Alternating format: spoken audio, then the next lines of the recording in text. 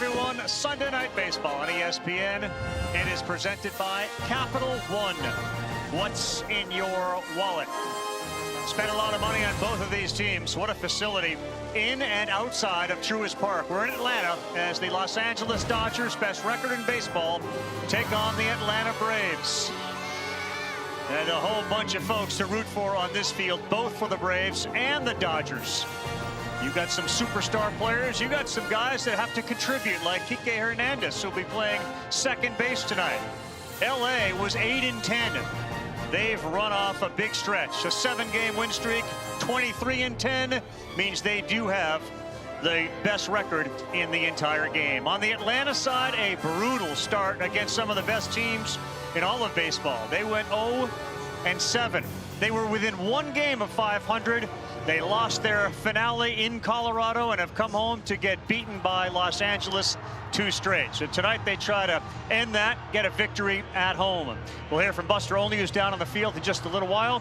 Meantime, up here in our booth, high above home plate here at Truist Park, Carl Ravitch, Eduardo Perez, and David Cohn. Thanks very much for joining us. May the 4th be with you all as home. Let's talk about this Dodger team. They have all sorts of different fourths, if you will. Last night it was the top of that order that hammered Atlanta pitching. It's usually the top of the order that hammers any type of pitching, and it's been the Atlanta Braves who've been the recipient of it, not early in the season in LA, but also here in Atlanta. And the top 3 of Shohei Ohtani, Mookie Betts, and Freddie Freeman have been just that. In a little over 80 at-bats, they have slugged. They have been able to hit over 400 collectively. These are 3 guys that, if you circle them, altogether, the beneficiary of this could be Teoscar Hernandez as well. But these 3 guys single-handedly have been beating up on teams, and the numbers just do not lie. They don't. Last night, the top 3 went 8 for 13. They scored 10 runs. They drove in 8 of them. They had a couple of home runs. And back here at home, Freddie Freeman, including the days he was wearing an Atlanta uniform, has been on base in 27 straight games. It's hard to contain their offense, and then of course you think about their pitching. Yamamoto great, Sasaki got his first win, and here comes Dustin May. Dustin May was one of the top prospects in the game about 3 or 4 years ago, and he's obviously had his injury issues, a couple of Tommy Johns, an esophageal tear that cost him all of last year.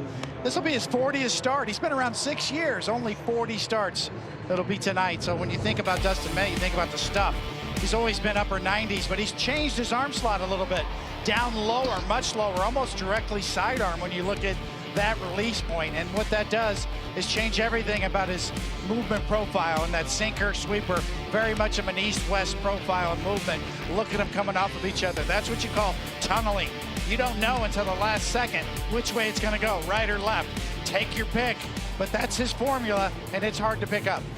All right, and the Atlanta offense against May is going to be challenged. Austin Riley, slow starts, trying to get a little bit warmer, as is Matt Olson. Highest OPS since April 4th, sure. The Braves are on that list. The problem is they're looking up at the Dodgers and a whole bunch of other teams that are currently in 1st or 2nd place. It is May 4th. We got lightsabers all over the place. We got Darth Vader's inside Truist. I believe Boba Fett has been seen as well. And Dustin May is on the mound. So it's a pretty simple question for the Braves. Will the 4th be with them, or by the end of this, will they be sending out a May Day signal? Lightsaber metrics make everything so much easier. We'll be back with the first pitch. Between these 2 teams, as we welcome you back to Atlanta and Sunday Night Baseball here on ESPN. It is presented by Capital One. What's in your wallet? Feels a little weird to see Seager wearing a Dodger uniform and wearing number 5. Albies Freeman for Atlanta, and all the rest of the superstars. And again, that theme and trend continues tonight. Coney played on that last team to repeat as champions, the late 90s New York Yankees. They were relentless, and Buster Olney, as we send it down to you, that's a word I keep hearing about the Dodgers, relentless. Yeah, and offense, it makes up for a lot of ills. Think about it, Carl. They've lost pitchers like Blake Snell, like Tyler Glasnow. Mookie Betts started the year sick. Freddie Freeman got hurt. And yet, as play started today, the Dodgers had the best record in baseball. They're on a pace to win 113 games. And man, their offense has absolutely taken off over the last 7 games, averaging 9 runs per game. They are clicking, as Brian Sittker said, Braves manager. Their lineup starts with 3 Hall of Famers. That's what Bryce Elder has to deal with at the start of this game, Carl. Yeah, no doubt. There is a debate, too, whether the top 3 or if you extend it to the top 5 when Will Smith is playing. Where does it fit as far as greatest top 5s, top 3s in the history of the game? Yeah, one thing's for sure is that 4 of those guys will probably be in the All-Star game this year on the National League side. Those top 3 guys and Will Smith as well. And if Teoscar gets there, maybe he defends his home run derby. This is a Dodger team that leads as far as slash lines go in every single category.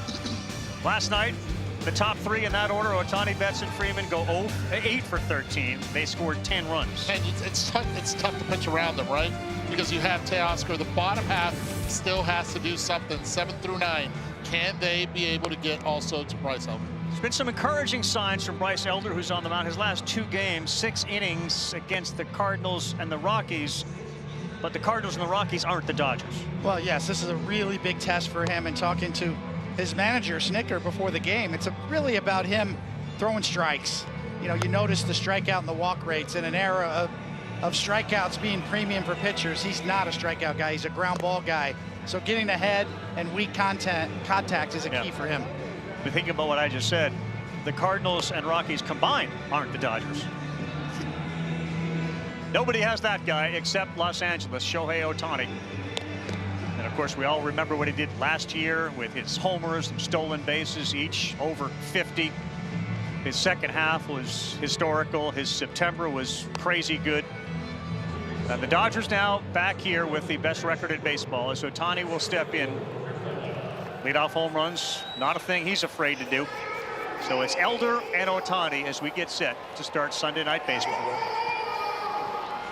And it's a team that makes adjustments really well. Yesterday struck out the side early for the Dodgers, but they were able to bounce back second time around the order. And this year they're 10-2 when they score in the first inning. That's best in Major League Baseball, and it all starts with this guy. A couple of months before he's back on the mound, but you can see his home run totals and his stolen base totals, remembering what I just said about last year, are actually ahead of pace.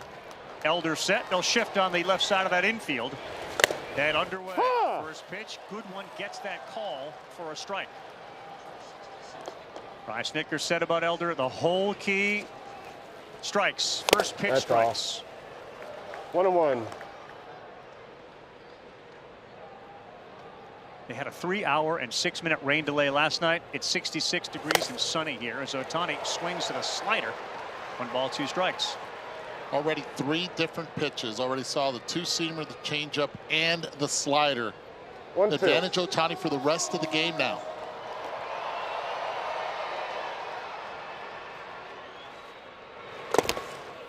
Buried one inside. Elder, 6'2", 220 pounds. He's a 26-year-old out of the University of Texas, a Longhorn. He will generally get, if he's on, Coney, a lot of ground balls. Yeah, that is his style. And you can see, as Eduardo pointed out, everything's sinking. Great start. Bryce Elder to send Ohtani down. As a hitter, when you see all pitches being down from pitch number 1 all the way through that last pitch up in the zone, Ohtani's looking down. All of a sudden, you can see the reaction in his body. His eyes are down. Pitches in the top part of the quadrant, gets a lot of plate, a lot of zone, but it takes him off balance and it gets him to strike out looking. Mookie Betts, that one a little high. All one, it was a sinker that got Ohtani looking. And now you got to be ready on the left side with Austin Riley and Nick Allen at third and short. Ozzie Albies at second, Matt Olson's at first. Alex Verdugo will talk to us tonight in the 3rd inning. He's in left, Michael Harris in center, Eli White is in right, and Drake Baldwin just that pitch for a strike. Going to talk to Doogie tonight? We got Doogie again. I think Doogie's the first guy to do it wearing 3 different uniforms. As Mookie gives the fans a souvenir. Yeah, Doogie, and it'll be interesting to see, because when he was with the Red Sox, the chains were dangling. And then the Yankees, it was one chain. So where are we now with the Braves? Mookie's generally got that one with that bat that was given to him. He wears it every game on his chain and his necklace. He's been red hot. Not there. Bryce Elder, welcome to the game. Strikeouts of Ohtani looking and Betts swinging. Well, pitching to the edges is paramount for Elder, and so far so good. That is at the plaque on the knees. You'd like to bottle that one, Carl. Just a slider right there all night long if you can. Easier said than done. Yeah. The two-seamer to Ohtani and that slider, and here comes Freeman. Ball outside. Freddie, a hero, of course, in Atlanta. An emotional departure. He has been destroying Truist Park in both uniforms. Gets that call. Look where it ended up, below K-zone, but called a strike. See Freddie's reaction? None. He knew it was a ball, but no reaction whatsoever. 2-1. Out of Elder's hand, pretty hot, 94 miles an hour.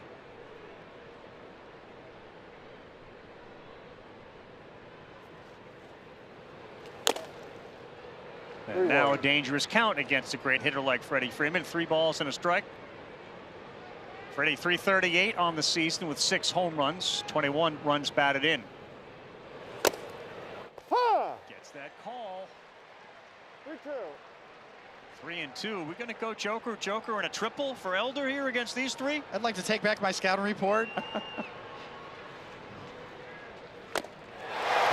he did it. Same start as yesterday. They struck out the side for the Dodgers. And this time Bryce Elder doing exactly what happened yesterday. Now will he be able to do better from the second on? That remains to be seen. Sudden, he is leading off and starting in left field for the Atlanta Braves. The 80-game performance-enhancing drug suspension for Jurickson Profar led to that decision, but he's been a difference maker in this lineup. How we doing, Ryan? He really has, and he's shown a lot of patience at the plate. That's one of the reasons why they got Profar, was to get on base. And not only that, it's really helped with Michael Harris II being in the order, seeing not only Verdugo but Olsen, the 2 lefties in front of him. There's Big Red on the mound, a 3.95 ERA, and he is big standing out there. The arm slot has come down. It's affected his pitch and his pitch movement. And this was a guy, Coney, you know, was a 97, 98 mile an hour guy. Yeah, he's sort of by design backed off just a bit, and we talked about his injury history, and just really want to see this guy get a chance to stay healthy and pitch and see what he can do. Another one at the bottom of the zone that's called a strike. Ryan Addington is our home plate umpire tonight. So the Brave leadoff hitters this year were hitting 247, and Doogie in 12 games has improved on that number. He's 6'6", 180. He's 27 years old, Ismay. You can see him line up on the first base side of the rubber. That big right foot of his.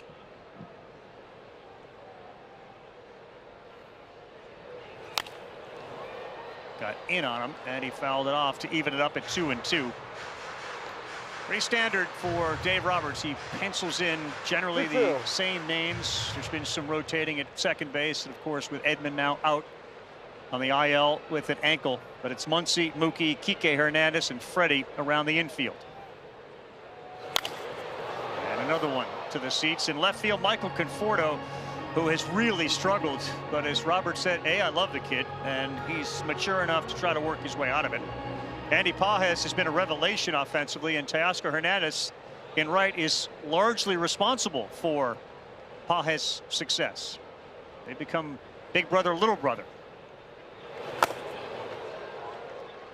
Hugo taking a lot of pitches now. We go 3-2. And that's what Brian Snitker loves about him right there. Works the count, gives an opportunity to Riley to see a lot of the pitches, even though Riley's a right-handed hitter, but gets your offense an opportunity. Good at bat. Great at bat. When it ends that way, great at bat. It's like when they say good putt that doesn't go in. It's a good putt when it goes in. It's a great at bat when you end up getting on base. Yeah, he's embraced the leadoff role as well. I mean, he, as you said, Carl, changed his profile and takes a lot more pitches now. I was feeling pretty good until you started talking putting. I'm good, brother. Now you get into the heart of the Atlanta order. Riley, Ozuna, and Olsen. One down low to Austin Riley.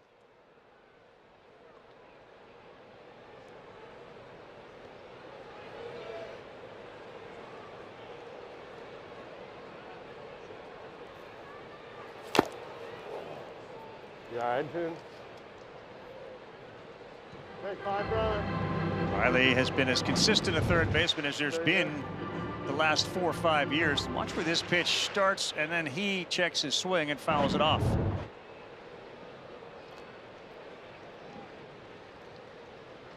Oh, 0-2, and a double play candidate. May gets a lot of ground balls himself.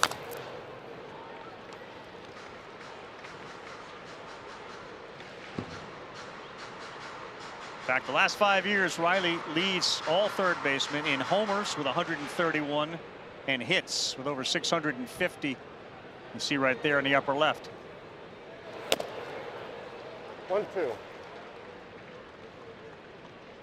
You got a third baseman that can pick it at third and drive the ball like he can. Well, that's what every team's looking for right now.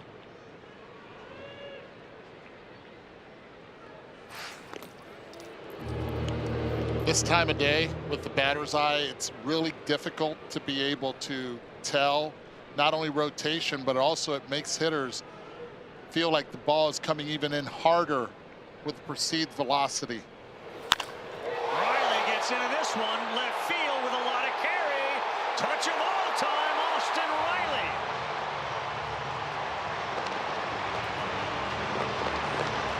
His 7th. And he picks up RBI 21 and 22. Elder punches out the side. Riley delivers a bomb. It's 2-0. Yeah, first 7 games of the season when the Dodgers went 0-7, Austin Riley hit 111. Struggled. Once he started hitting, it lengthened that lineup. And this is why the Braves were chosen to contend in the National League East. And he's a big part of that, the success of Riley in the first inning of the Braves. And give Verdugo credit with the walk. So they get 2, and here's Ozuna. He swings at the first one, and that's a foul. It was a sweeper that hung up there that Riley jumped all over. Yeah, that's one thing when we talked about May dropping his arm angle and throwing more side-to-side sweepers. Well, there's not as much drop on it anymore. So when it's up, it kind of sits right there. It takes a seat, and Riley jumped on it. Could not have asked for a better start for Atlanta as Elder struck out Ohtani, Betts, and Freeman. It was the first time that Elder has done that, gone 1, 2, 3 in the first and striking all 3 out. Ozuna's gone. That time the sweeper swept.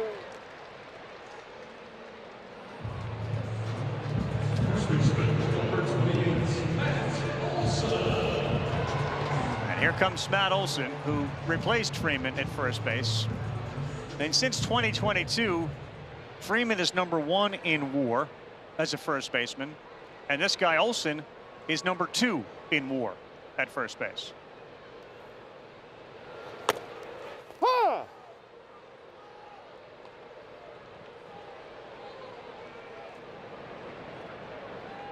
Couple of walks last night for Olson. He has a 20-game on-base streak.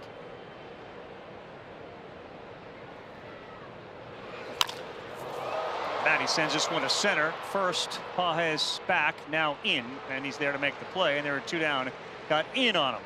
Yeah, one thing that I noticed with Pages in center field is he had a habit of having that right foot in the air as soon as contact was being made, not planting both feet down.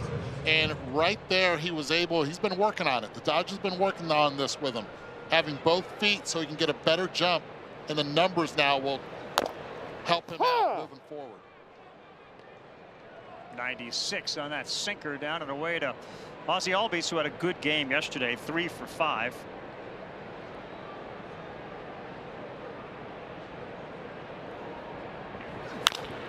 Including a home run. This one's on the ground, and it's an easy one for Kike Hernandez. But the fourth is with that guy and the Atlanta Braves to start this thing. A big 2-run shot gives Atlanta a 2-0 lead over the Dodgers. Teoscar Hernandez up when we come back.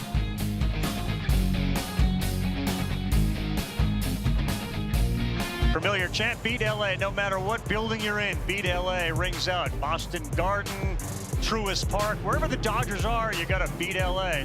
Nobody beat him in their first 8 games. The first defending champ to start 8-0.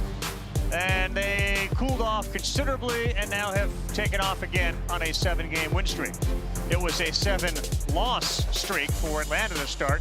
14-11 since they were 1 game within 500.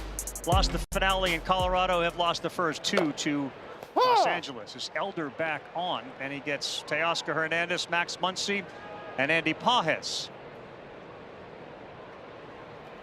33 RBI is leading baseball, Teoscar Hernandez. Confirming the note Sarah Lang sent to us, 3 consecutive strikeouts to start a game, first time ever. Teoscar rolls one to Olsen, and he's gone. Continuing a odd trend for Hernandez. His hard hit rate is way down. That was an indication of the ball that was not hard hit at all. So Elder's seen 4. He's retired them all. Well, Dave Roberts told us Teoscar Hernandez at his best with runners in scoring position. You know, someone who grew up watching the Red Sox, David Ortiz, Manny Ramirez. So he'll look for those situations, and I think his focus kind of he bears down in those situations. Yeah, there's fewer bigger compliments you can give a right-handed hitter, as Muncy looks at one down, than comparing him to Manny Ramirez, right? Manny Ramirez, like a savant. One of the best pure swings you'll ever see.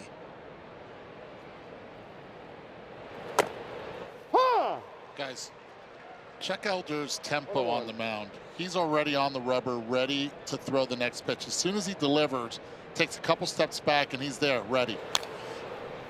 Muncy, big swing, one right down the middle, a little late movement on it. He's waiting for the hitter to get in that box, but the hitter's not waiting on him. And I'll tell you where that helps, on defense. Yeah. You're playing infield, outfield.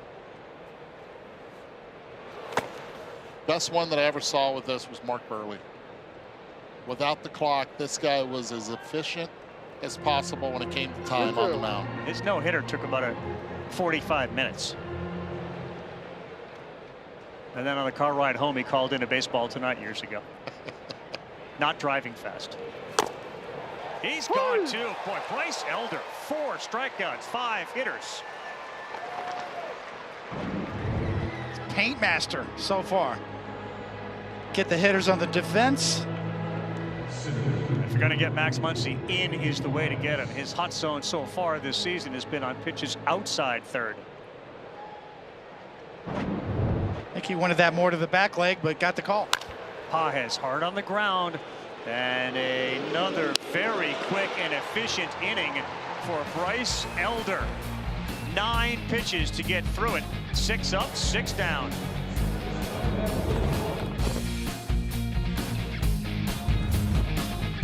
To Inoue. Coming up after the game, it's boxing's international sensation, Naoya Inoue. The undefeated, undisputed world champion defends all 4 belts live from Vegas next. Yeah, get to know Naoya Inoue. All, not 1, 2, all 4 belts. Yeah, the monster. I can't wait. Following us boxing. Back here, May deals to Michael Harris, Eli White, and Drake Baldwin. Hit hard up the middle. That's going to get through.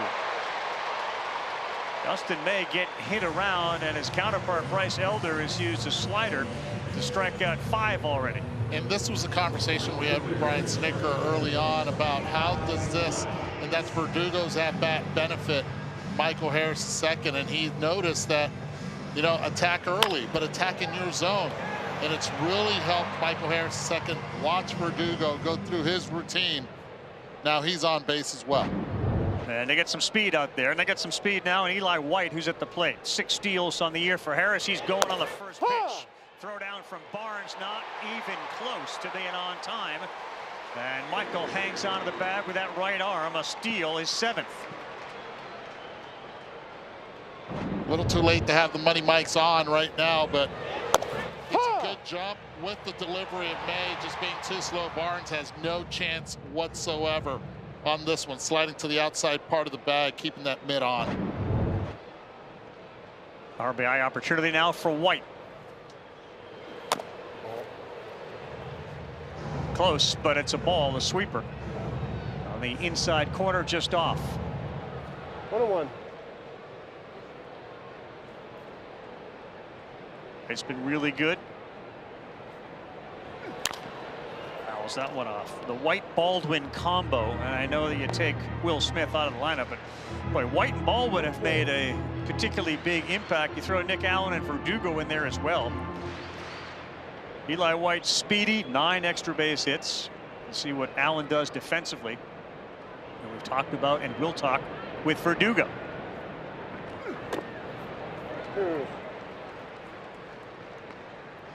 You know, you can read all about it and you can see it on TV. When you see Dustin May in person, it's different than it has been. There's no doubt about it. Yes, especially his sweeper. Much more horizontal and less vertical drop on it. That right there, though, is why he's in love with that pitch, as it was a foot off by the time it got to the mid. Strikeout of White. Yeah, the best sweepers are the ones like this that finish off the plate. You can see that release point in that angle. Look like outer third and just disappears. Deeper look at that pitch with the K-Zone 3D Plus, brought to you by Sage, official finance software partner of Major League Baseball. Big swing from this guy, Drake Baldwin. And if you haven't seen or heard about him, he is a huge prospect for Atlanta. In fact, their #1 prospect. And the analytics love him. Exit velocity, hard hit rate, bat speed, all very, very high.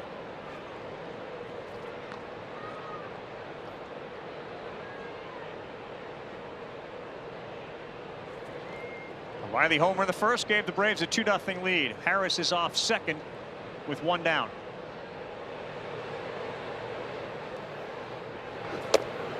Ha! 1-2. May's doing a nice job of being able to change his looks and his times at second base, even with a left-handed hitter at the plate. Michael Harris is around a 1-5 to the plate, but he'll change his looks and his times. Ball out. Talk about a disciplined take. A sweeper, you know it's moving towards the plate. As a lefty, you're just wondering, like, how much is it going to get of the plate, if any? And that didn't miss by much, but it evens the count at 2s. Baldwin left field, sending Conforto back, reaching. He's there to make the catch. What a play in left by Michael Conforto. That was an excellent play by Michael Conforto, who's playing a couple steps in and is able to get a good jump on this ball and read it perfectly. He knows exactly where he's at. He knows he's got a lot of time and he can take a leap for it, and he did. Beautifully played, brings it back in and saves a run. All the qualities we talked about, hard hit, barrel rate, you just saw it there from Drake. Yeah, that ball jumped off of his bat, and he just went out and covered it. Didn't look like his A swing, but 101 miles an hour. Yeah, that may have caught Conforto a little bit by surprise as well, but a hell of a play in left field by Conforto. 9-hole hitters, Nick Allen. Harris still at second. Eduardo. Yes. He had his mouth closed. Mouth closed, I know. I saw that. I was wondering who was going to pick that up, Buster. I'm here for you. I know you are. Buster and his best friend Blooper. That was definitely not a blooper. No, that's a web gem. I will say, though, with Drake Baldwin, his first home run in the big leagues was an opposite field home run. And he's got the power to go the other way. He's already proved it here.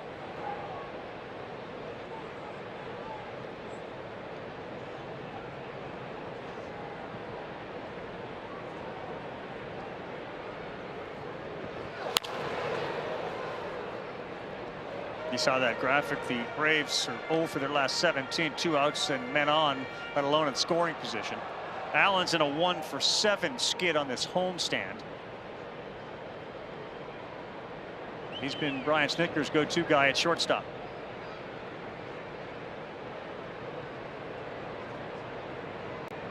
Good speed out there at second base. And he just fouls one off the end of the bat.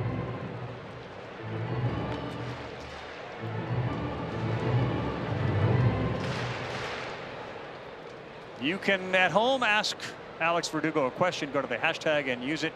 Hashtag AskSNB. I can see the big chain there, so we're going to get some rattling for sure.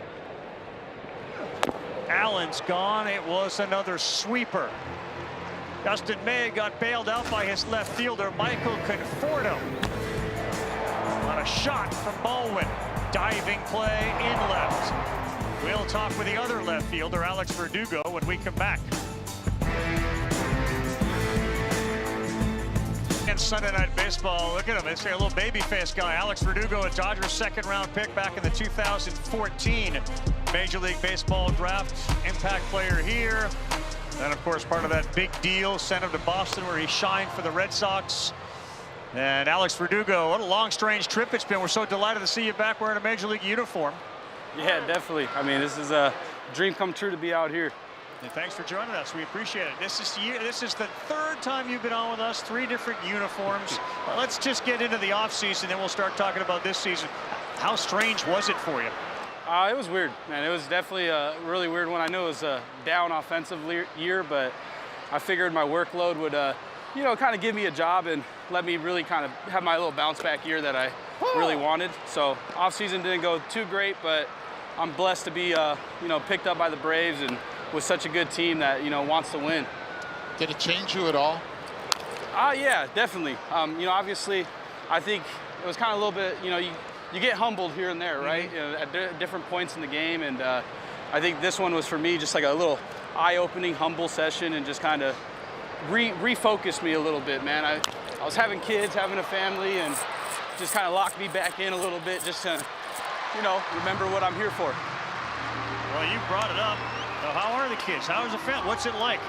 Oh, it's amazing, man. We got 3 kids now, 2 boys, and then a baby girl who just turned 1 year old. So, you know, Mama's busy, man. Mama's the real MVP. So shout out to her. You know, she's been amazing taking care of the kids and just making me feel a lot more free out here to, you know, handle my business and focus on baseball.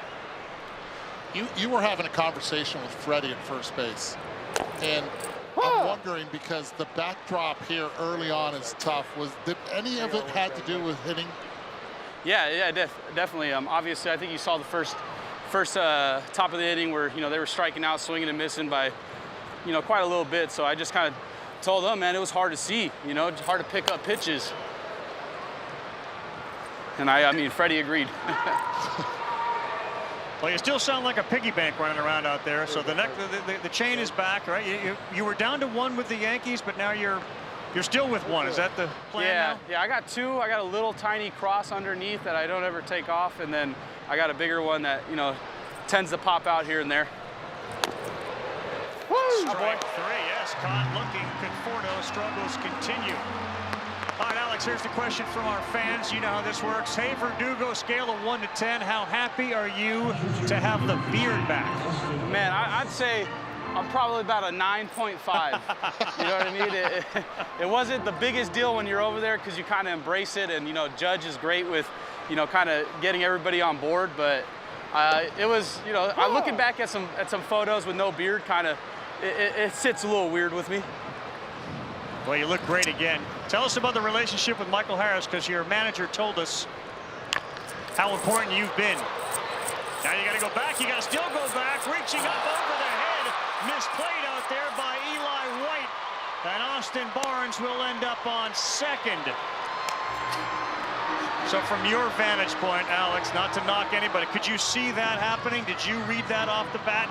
That one's just a tough one, right? You know, Barnesy, my boy, but not really known for the oppo juice like that. So that's just one of those ones that kind of fools you a little bit. Not sure how good he gets it. And, you know, White's really good out there, man. He's top notch. So that's just one of those ones that happens. But you know, I got faith in Elder to kind of close this one out. Dangerous time now, Ohtani. Second time up. Yeah, Snit said your relationship with Harris, how he's benefited by having you in the lineup. You comment on that? Yeah, I mean, for me, dude, it's just, he's been an awesome guy, man. I think somebody's obviously had some success, got a little contract to where, you know, he could feel good, and you know, just coming playing with him has really helped me too, man. Taking away the stress, just made it kind of like a game again. And I mean, both being lefties, we have similar styles of hitting, you know, so it's just kind of always giving my 2 cents. He gives me his, you know, talk about what we saw up there, and, you know, just try to help each other for, you know, just see if we can get any type of information that's going to give us a slight advantage. Yeah, all right. Let's watch the Ohtani at bat. 2 balls and a strike. 3 balls and a strike.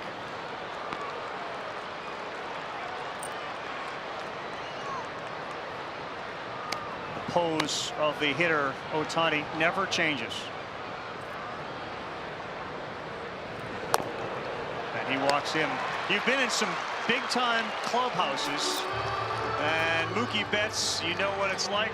Yeah, you were traded for him, but you know what it's like in Boston, Los Angeles. What's the culture of the Atlanta clubhouse? Honestly, man, the culture's really nice, man. Everybody gets along together, but they also have accountability. You know, they can talk to each other about things that happen in the game, and, you know, maybe it's an error, maybe it's a mental mistake or things. And I feel like the players really just, let's go, baby, come on. Players just take care of each other, really. All right. The Big Piggy Bank. That's your new nickname, man. You sound like we're just shaking coins all over the place. You are beautiful. Alex, thanks, buddy. We appreciate it. Yeah, thank you, guys. I appreciate it, too. All right, we'll continue. They survived the mistake by White. Stays 2-zip. Sun beginning to set. It's time now for the field report. Brought to you by Scott's. Feed your lawn. Feed it. Truist Park here in Atlanta, Georgia. 65 degrees and sunny. They had some tornado warnings through the night last night. David Cohn was flying in. Eduardo Perez bumping in here. 1%? That's it? 1%? Today. Yeah, right now. I'm not sure where we're seeing that. So you're saying there's a chance? I guess you always have to put yeah, one. okay. You know, that. It feels like the ball's carrying here tonight. We didn't see batting practice because obviously they had a late game last night. But yeah, I mean, it looks like some of the flags in the horizon are really gushing out. So ball's carrying. See if Verdugo can get one elevated.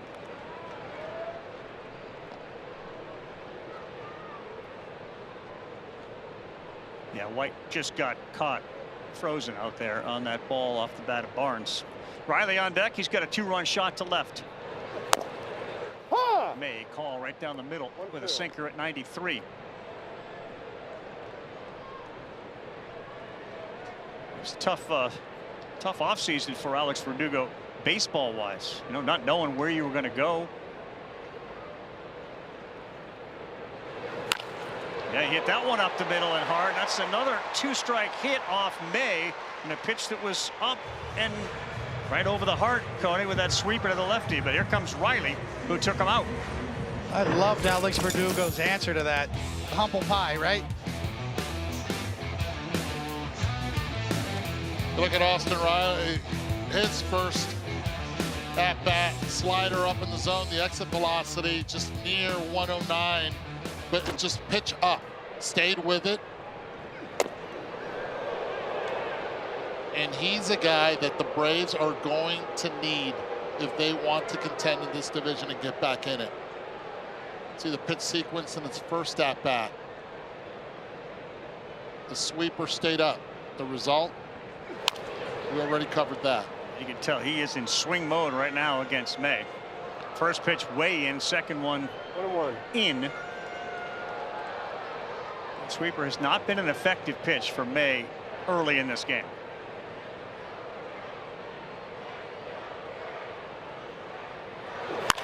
Swing and another drive. Deep center field. This one is also out of here. Fly, baby, fly. Austin Riley's second 2-run home run of the night. It's Austin Riley 4 and the Dodgers nothing.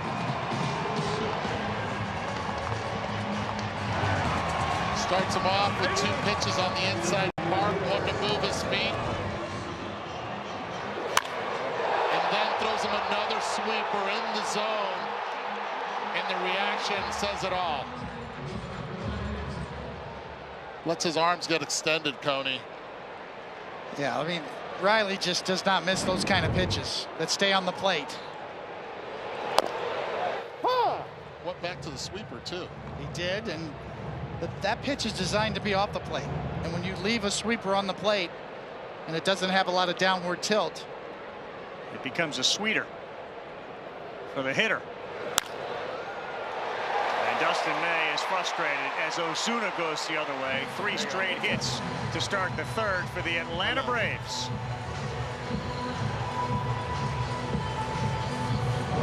Talk about being balanced at the plate. That just spun right there, and it stayed in the zone. And the one thing that May's going to have to do is, if he's going to throw the sweeper, you have to show the ability of throwing it off the plate, start it as a strike, and get it out in order to get some chases. If you don't, you're going to find yourself in trouble. It's exactly how he was able to get Marcell Ozuna out in the first at-bat. Off the plate. And it seemed like he was trying to push him off with that first pitch inside. Yeah, Coney? absolutely he was. And the counter to that is the sweeper off the plate, but he just never got it there. And the ball is jumping tonight here in Atlanta. 842 feet of homer from Riley. 426 on the first, 416 on the second. Well, I don't know, Coney, you were such a different arm angle pitcher. We discussed why Dustin May changed that arm angle. It was reported back. Comfort being the most. We thought maybe protecting against arm injury, but it's not as nearly an effective sweeper yet. Something he and Pryor can work on? Absolutely, they can work on that. Well, this inning, it looks like everything's just falling off arm side. Then when he does try to spin it, falls over the plate. The first inning against Ozuna, it was really good. Against Eli White and Nick Allen, they were really good as well. Very dangerous hitter here. Olsen. That was one that came right into that happy zone. Now, when you consider the fact that Dustin May has missed so much time with injuries, and then comes back this year and changes his style, and especially his release point, right, it's going to take some time. Not only for the lack of reps because of injury, but also getting used to this new release point. 3-2. That's the one against the lefty. You kind of land on the outside corner instead of over the center. Coming at you. He used to be a higher three-quarter angle guy. This one, by the time he releases the ball, that's almost Pedro Martinez. Yes. Like Pedro was almost straight side on his release point. Great call. 3-2 hard. That one is caught in the air, it looks like. Yeah, caught in the air, and you can see Kike Hernandez out there trying to sell it to both Will Little and Lance Barksdale. There you go. And another hard hit ball. Kike catches this one right before it hits ground. He tried to play it as deep as possible.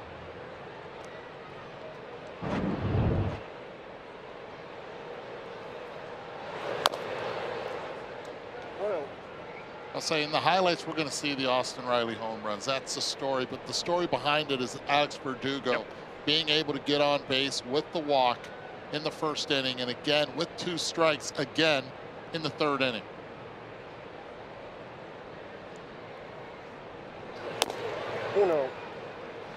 Guys, he mentioned it was a humble session in the offseason. Think about this. You know, he made, what, $8-9 million last year. From what I understand, all the teams that talked to him for most of the winter basically were saying, we'll give you a minor league contract. The Braves agreed to give him a major league contract, but only if he agreed to be optioned down to the minor leagues, $1.5 million. Yeah, and you can tell how much he loves being in uniform and playing this game. Johnny on the spot for the Braves. All their injuries, throw him right at the top of the order, pick him up off the scrap heap, and have this kind of payoff early. Injuries in the Profar decision.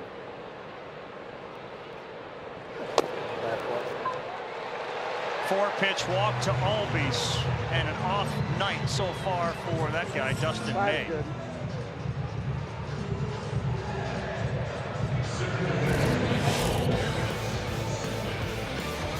Well, it's pretty much 50-50 for Dustin May. As you see, that's the good sweeper. That's where you want it. Notice they all end up out of the strike zone. A little flatter, a little more horizontal movement. Therefore, when it's on the plate and it's up, there's less movement. And all that really becomes is a speed up the bat launch mechanic.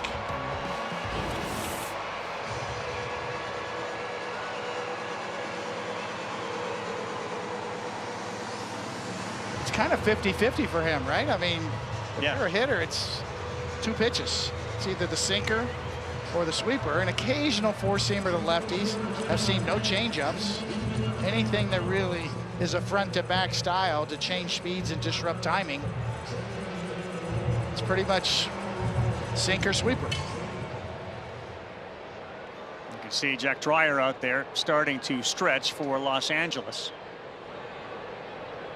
Harris up 2-on, 4-0 Atlanta. Two-run home runs from Austin Riley.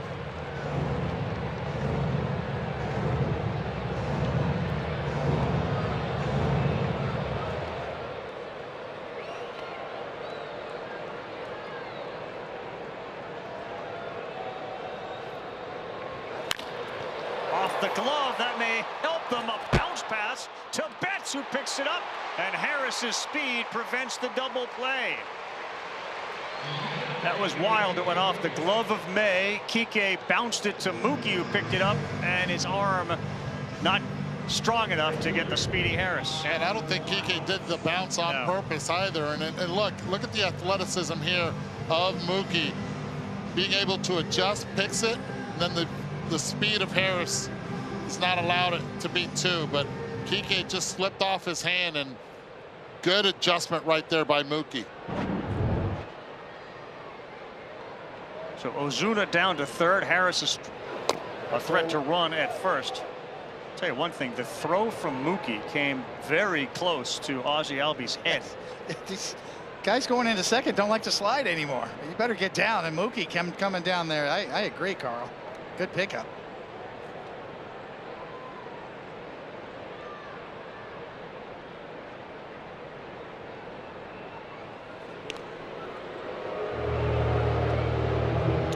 And as a second baseman, Ozzie's got to be sensitive to that. I don't know if he didn't think there was any chance he wasn't going to throw it, but goodness.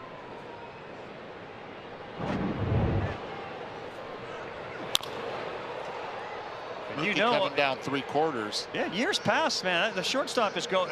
You better get down. 1-1. It's your world. That's old school. Or veer out of the way immediately. Yeah. Kids, Google Willie Randolph. There you go. Circa 1978. Or Hal McRae. Yes, Hal McRae. Yeah, better video, Hal McRae.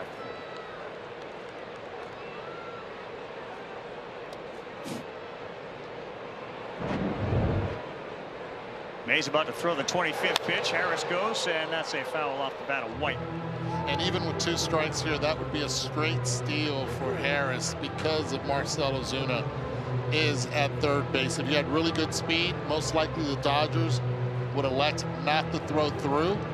But with Ozuna at third, I think it's no doubt, if you can and you have a play, throw through to second base.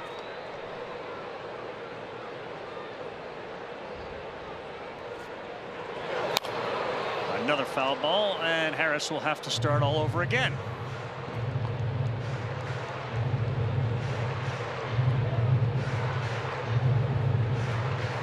Harris grew up an Atlanta Braves fan, coming to games. A couple years ago, he was in attendance at the parade with his family, watching them celebrate a World Series title. Now he's hoping to win one. He runs again. That's going to be called strike 3 on the sweeper that lands down and away. We've gone to break now twice with Austin Riley hitting a homer. You get a chance to see the first, and you get a chance to see the second. It's a Riley night, the fourth with him. Monday night, Bryce Harper, Trey Turner, the Fighting Phils. They head to Cleveland, getting back to the land next Sunday to face Quan and the Guardians, 7 Eastern ESPN, ESPN Deportes, and ESPN Radio. Our coverage starts 6 Eastern time, 3 Pacific. Baseball tonight, Sunday night countdown. Harper hit a homer today, but the Diamondbacks in 10 beat the Phillies 11-9 as Freeman looks at one up.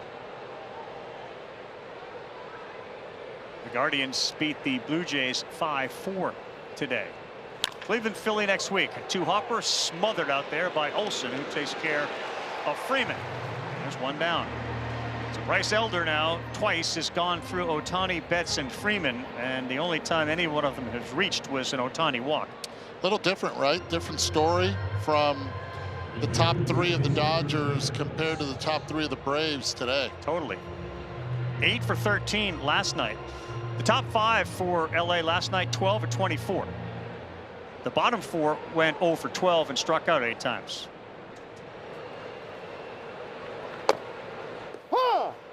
Again, the secret sauce, any pitching coach, Coney, you know this better, is strike one, and he's doing it. He's filling it up. 28 strikes out of those 43 pitches. 9 of his 10 outs have been on sliders. And the only hit he gave up, you could certainly make the case, should have been caught in right field by Eli White, that Austin Barnes double. Kind of old school theory, right? Work fast, throw strikes, change speeds. That one's up the middle. That's going to be a hit. That was an elevated sinker, and Teoscar Hernandez, who's hitting over 300, gets his first hit of the night.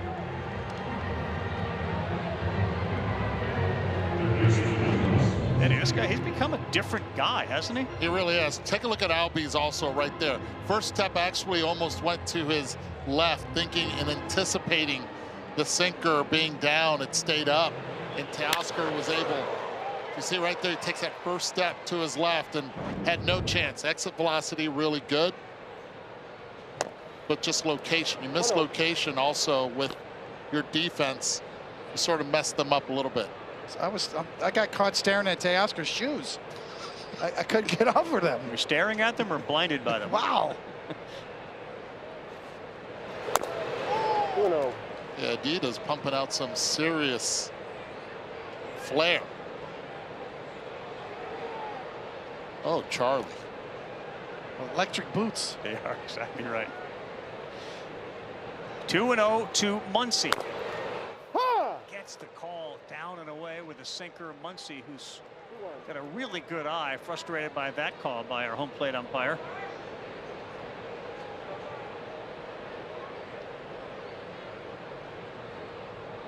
Nick Allen, as close as you can be behind second base and not be in violation of a shift.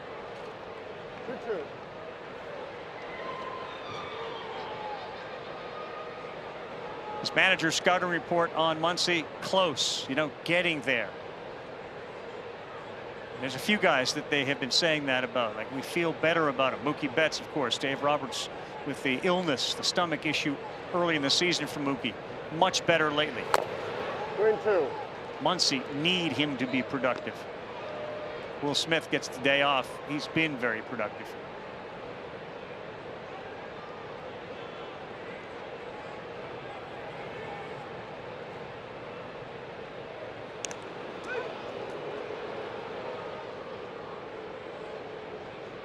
Would you check the scouting report and find Muncy's hot zones to start this season are all outside for a guy that likes to generally hook many of his pitches? You think you'd want to live away. There is that hook, and that one is down and fair. Teoscar to third. He's being waved in. Albies has it, no play, and Muncy delivers. The first run of the night for Los Angeles. A pitch down in the zone, and Max Muncy got all over this one. Down and middle. Able to pull it, keep it fair. And then you got Teoscar with his bright shoes scoring all the way from first base, but the ball just stayed cradled right under the protection there in the fence, and it allowed Tausker to score all the way from first.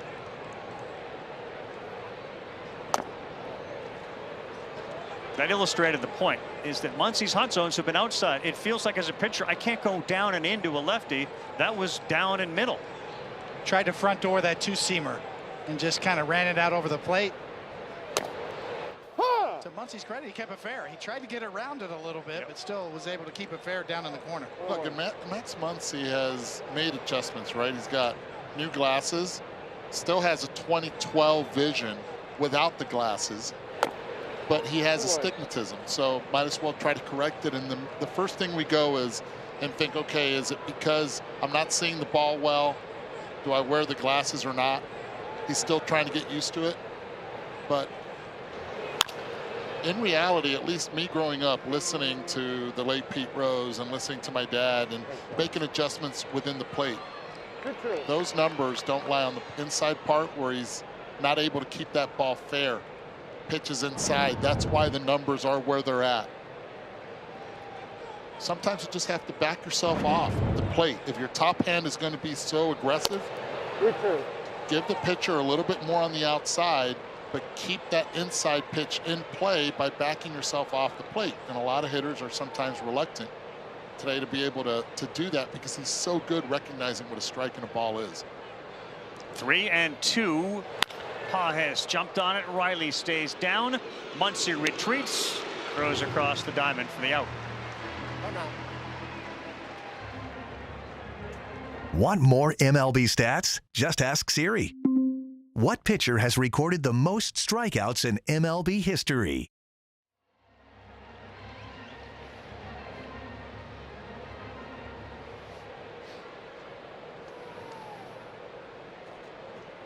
Kike Hernandez steps in. Muncie, the runner at second. 2 down in the 4th.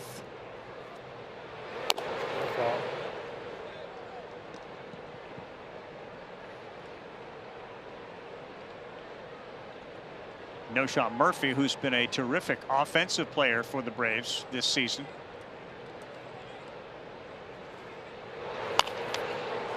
Sky high, heading back is Allen, coming in Verdugo, and he yields to the left fielder. They get only one. Little anxiety on that 3-2 pitch, but it ended up with a ground ball out and then a pop-out. We'll hear from Dave Roberts when we come back. Dave, what's your diagnosis of Dustin May so far?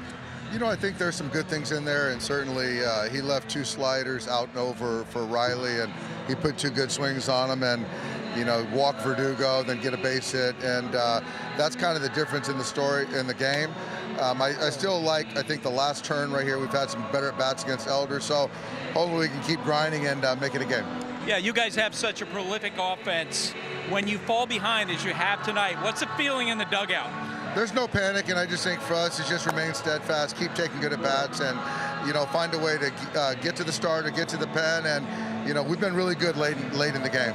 Dave, thanks. Thanks, Buster. Thank you, Carl. All right, Buster, thank you very much. So May back on the mound. May's first start after being out was against these Atlanta Braves, April 1st.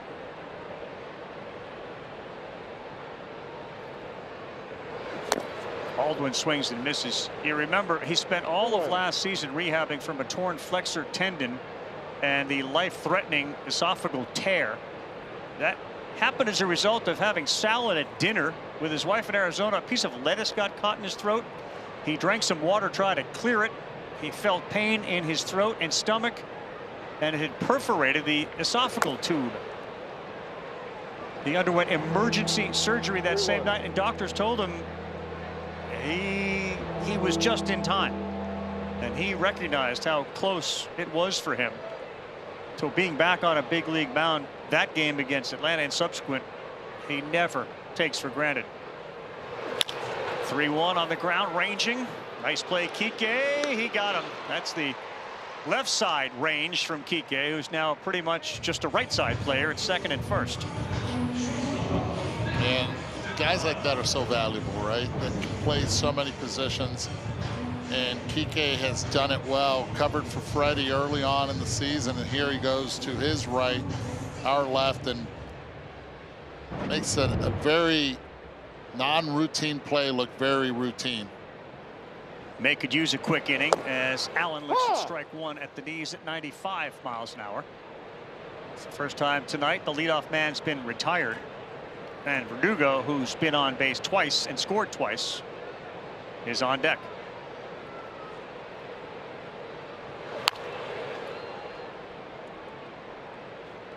Two.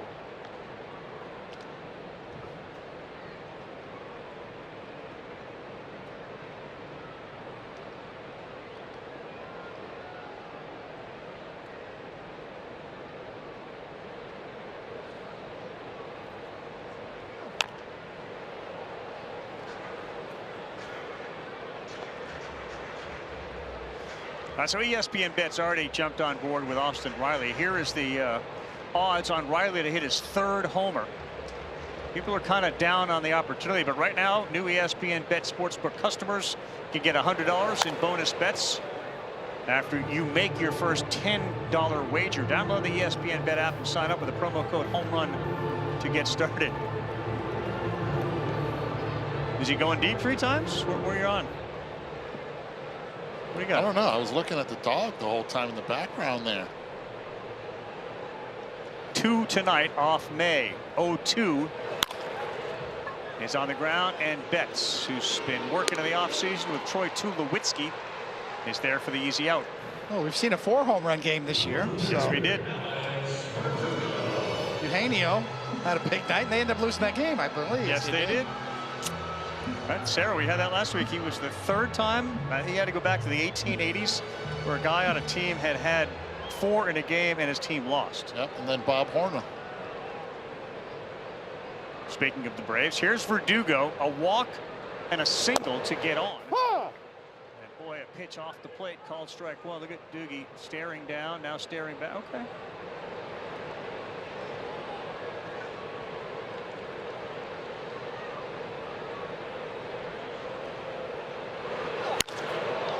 One to left. This one should be playable. Conforto, who's made the difficult, makes the easy. You don't get the chance to see Riley. We'll see Ohtani coming up, and we'll talk with Ryan Snitker. A whole bunch of stuff coming up when we come back. Austin Riley with 2 home runs tonight. What does he do well when he's locked in like this? Well, he uses a big part of the ballpark. He's not a pull guy. When he's pulling balls, that's not him. Really, when he stays in that State Farm sign and right there where those homers are, he's fixing to get hot. What are you seeing in Bryce Elder tonight compared to other starts? Just good stuff, strikes. You know, he's on the attack, he's trusting his stuff, and he's forcing the issue. Snit, thanks. Okay. Carl, back to you. All right, 8-9-1, and he forced the issue right there, getting Conforto to chase high cheddar. Eddie, what are you seeing in Conforto, who at times in his career has been a very good hitter? He's in between right now, and right now it's more about not even the mechanics. It's what's going on in the top deck, right? In your head. He's got to try to clear as much as you can, and sometimes a jam shot is what gets you out of it. You're guessing wrong. You're thinking slider, here comes a fastball. You're thinking fastball, here comes a slider, and everything's moving really quick. He's thrown just enough 4-seamers to left-handed batters as well, up in the zone to keep him honest. Boy, look at Bryce Elder. Paint with a 2-seam sinker. Conforto strikes out for the 2nd time. Elder's got a half dozen. See the look in the eyes right there by Conforto, just frustration.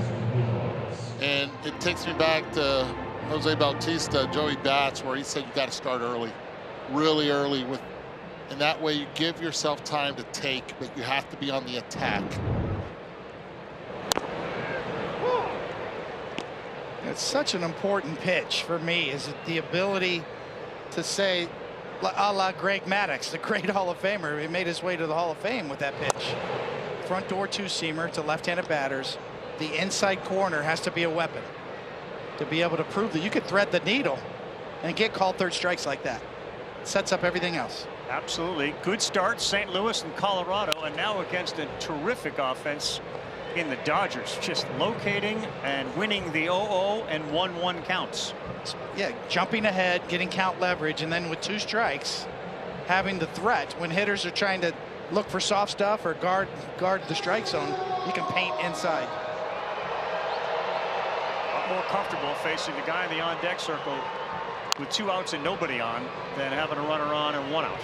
Eduardo, you were talking about his tempo. I've had hitters through the years tell me that when you get a fast-working pitcher like him tonight or like Mark Burley, they feel like they're hitting uphill.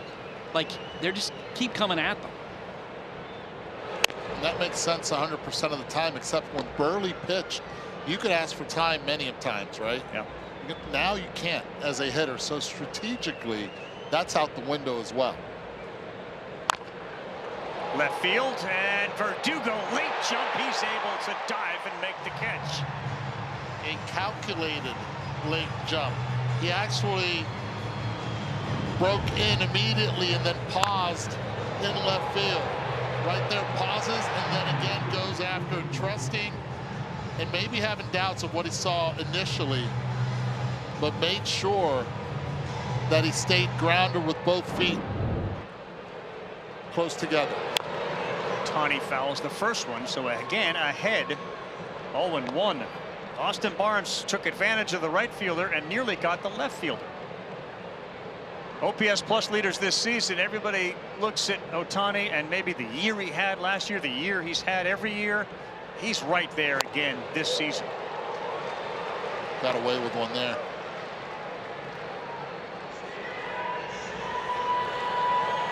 You hear the term, Eduardo, about hitters. You need to let the ball travel, right? Ohtani does that as well as anybody. Look how late he pulled the trigger on that high slider. He recognizes it, and let me take a lash at it. You've had nights like this, obviously, like Elder. He just said he got away with one. Do you get away with them on nights like this? Sometimes you do when you're aggressive and you're constantly forcing the issue, as Snicker said. Yep. 1-2, cameras out for Ohtani, and he sends one high center. Harris is back at the track, still drifting, and he is there right in front of the wall. It looks like he may have lost it for a second in the sky. Maybe that affected Verdugo as well. Either way, Elder is through 5, having given up just 1 and gotten Ohtani twice. Welcome back, everybody. Sunday Night Baseball on ESPN. It's presented by Capital One. What's in your wallet? Well, in fact, Ohtani hit it so high, and in the sky right now, you watch Michael Harris, he certainly appeared to lose the ball, and then his body kind of gave it away. And Buster, do we have confirmation? He did as he came off the field. I asked him if he lost it like you guys suggested. He said absolutely. Tell him right there, looking up into the sky afterwards. This is a time of night. How's that feel when you're out there in the outfield? You're helpless. It's just panic? You're straight panic. Well, as helpless as Conforto's been, the 2 times this guy's been up, Riley, who's homered twice, deep to left center. Again, they have been really good and selective in pitches just off, waiting for one that comes into the heart. It's 1-0. Riley just missed it. He slammed his bat down as Kike Hernandez saw that one the whole way, and Riley retired for the first time. That feels like a big out for May. The last inning, 1, 2, 3, and getting that guy feels like a big out to start this inning. Yeah, he's looking to build and finish on a strong note here after the 2 home runs that he gave up to that guy previously. But you want to feel good about yourself as your outing's winding down here.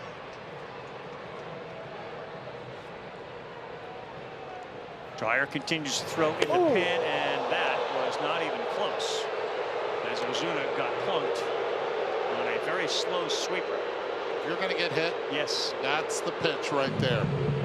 No sweeper right off the guard.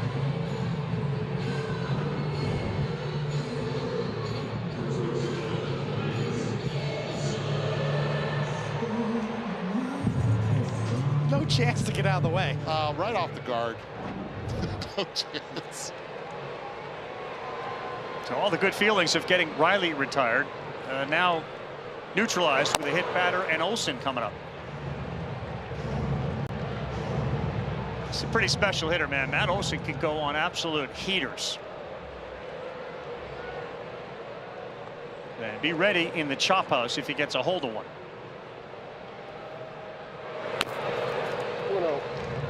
Talk about hard hit rate. Yes. Guys at the top 3 when it comes to hard hit rate in Major League Baseball.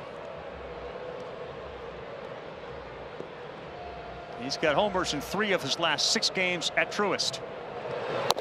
Nope, 3 balls and no strikes.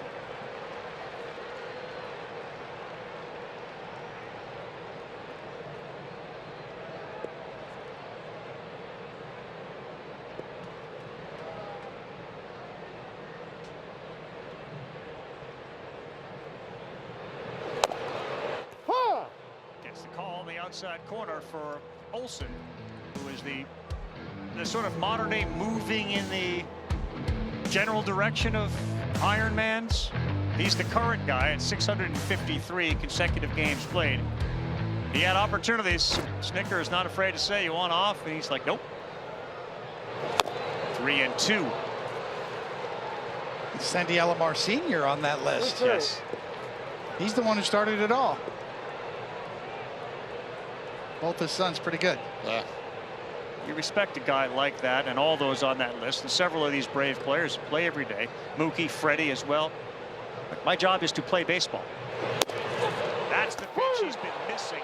A sweeper outside corner to the lefty, and he picks up strikeout number 5.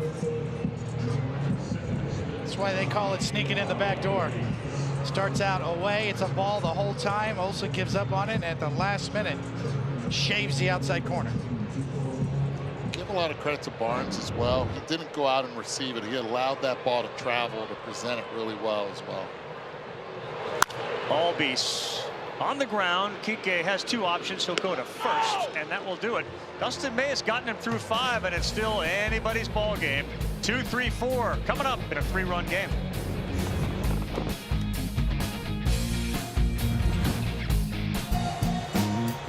I mean, the Freeze never loses. Eddie said he was going to lose this race. Tickets for the MLB Speedway Classic presented by BuiltSubmarines.com are on sale now. Braves and Reds facing off at Bristol Motor Speedway August 2 at Tennessee. Just announced Tim McGraw, special guest, hitting the stage for an unforgettable pregame concert. He blew a tire at the Coke sign, but he still beat him. Visit MLB.com/Speedway Classic for more details as we begin this inning with bets. How did you know he was going to beat him? It's in the Cavs. First, he was comfortable. He was. I saw the build. That right there. I had no chance. Yeah. He totally sandbagged me when he pointed to his biceps. Yep. It's in the Cavs. It's in the Cavs. Our guy Ed Svida's got the biggest calves in the world. He acknowledged he'd never beat that guy. Ever. Elder continues to work quickly. 2-2 to Betts. Feels like a very big inning in this game. Down 3, Betts, Freeman, and Teoscar Hernandez. Oof, really close. But it goes full 3-2. Freeman 0 for 2 tonight. Mookie 0 for 2. And a leadoff walk to Mookie Betts. It's a great at-bat by Mookie. Down 3 to be able to take that walk, understanding who is behind him, not only in Freeman, but also in Teoscar Hernandez.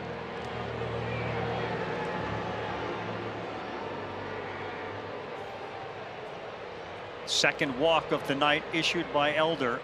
And here's Freddie.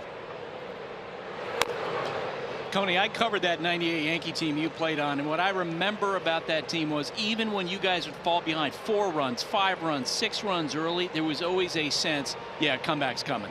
Yeah, especially third time through the order right here with these guys coming up.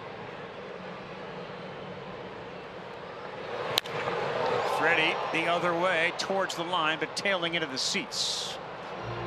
Even if you would go on and lose the game, there was always that sense, yeah, it's right around the corner. And it feels like that with his Dodger team. Yeah, Roberts made the point about Paul Skeens when he shoved against the Dodgers. His next start, he didn't have a good game. The hangover effect after having been dealt to LA as that one sails high. It's an excellent point. Yes, the residual effect. To Buster's point, you keep pushing and pushing. So when you're managing against the Dodgers and Dave Roberts, you think a little differently. You manage a little differently.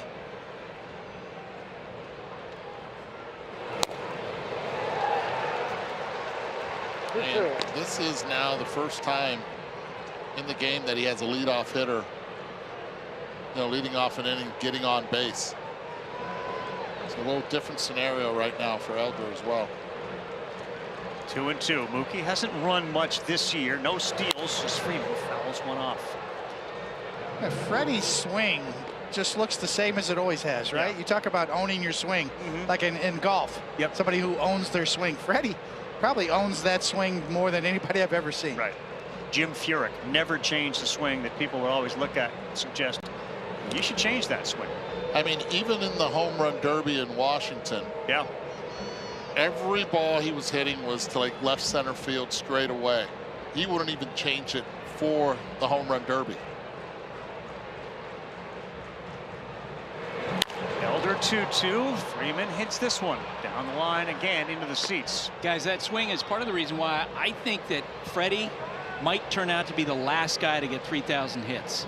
I think he's going to hit right to the end of his career. Not a lot of guys stick around for that number anymore. Yeah, 2,293 hits currently for Freeman. And there's 2,294. A single. Betts will round. He'll go to third. And trouble now for Elder. And that Dodger 2-3 combo both aboard. That's just a professional at bat. Snitker comes out. Elder takes him into the sixth, but he's leaving with 2 on. First man out of the pen for Brian Snitker is Pierce Johnson, the righty at 6'2", 202. He's 33 years old. Primarily a curveball, about 68% of the time. And it will not be easy. Teoscar Hernandez is amongst the best in baseball when it comes to runners in scoring position. As a team, they're 0 for 3 tonight. Teo is the tying run. Swings at the first one, and it's a foul ball out of play. Went with a fastball. So here are the numbers and the names associated with Hernandez. Kyle Stowers has been a story. Again, one of the stories, the separation Aaron Judge has from everybody else. But Hernandez is right in the middle there at 742. He's got 17 hits this year with runners in scoring position, and the tower got buzzed there with a curveball.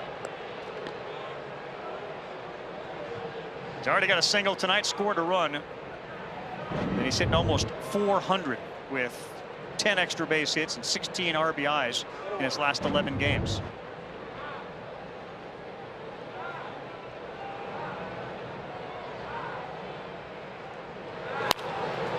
Now that one off the end of the bat into shallow left field. Allen is out there.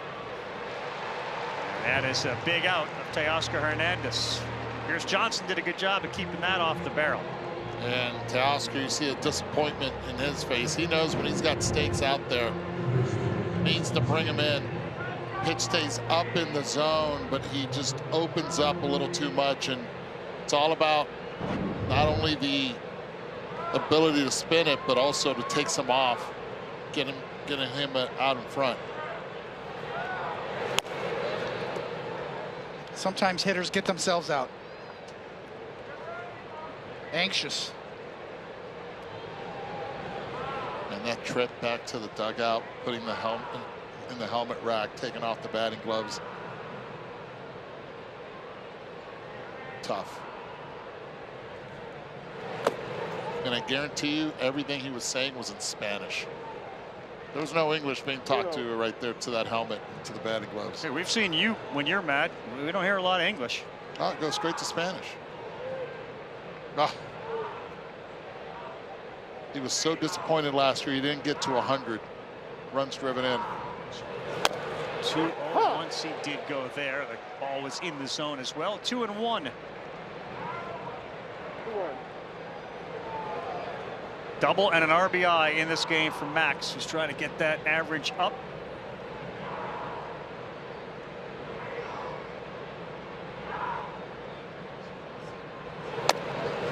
Good pitch on the inside corner.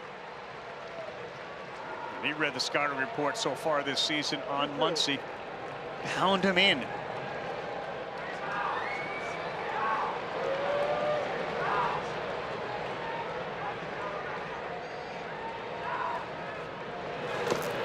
That one gets away. Freddie will take the base and head down to second. Freeman in scoring position along with Betts. It's big right there. It takes away the double play opportunity on a grounder.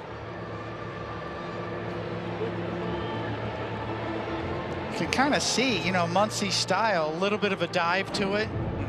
His front foot kind of dives a bit. He kind of tends to get around the ball. So yes, inside back leg sliders from a righty.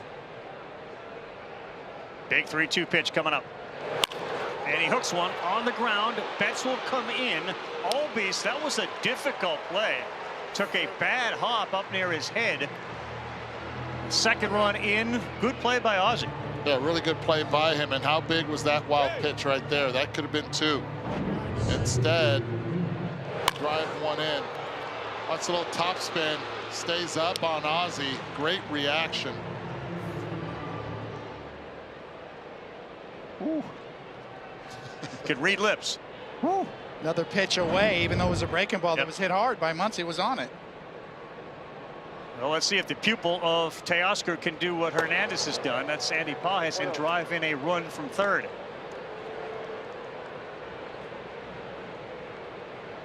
He was going well a week and a half ago. It was hitting the ball the other way, not being afraid of getting jammed.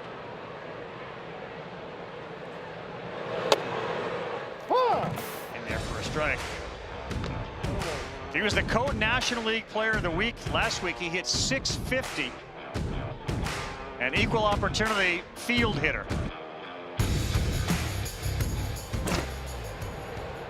Home runs generally pulled and hit to center. StatCast is powered by Google Cloud.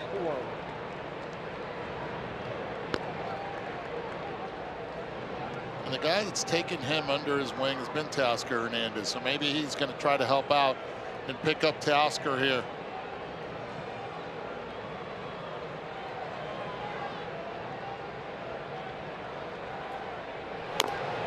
Huh.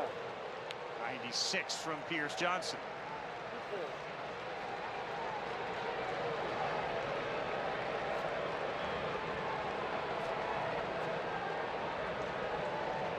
There are the reasons why you get co-National League Player of the Week. Those work. Johnson trying to help his buddy Elder out. Get out of this inning on a 2-2. He will do it. Nasty curveball. The inherited 2, only 1 came in, and that gets a hand from Bryce Elder. Good job on the bullpen.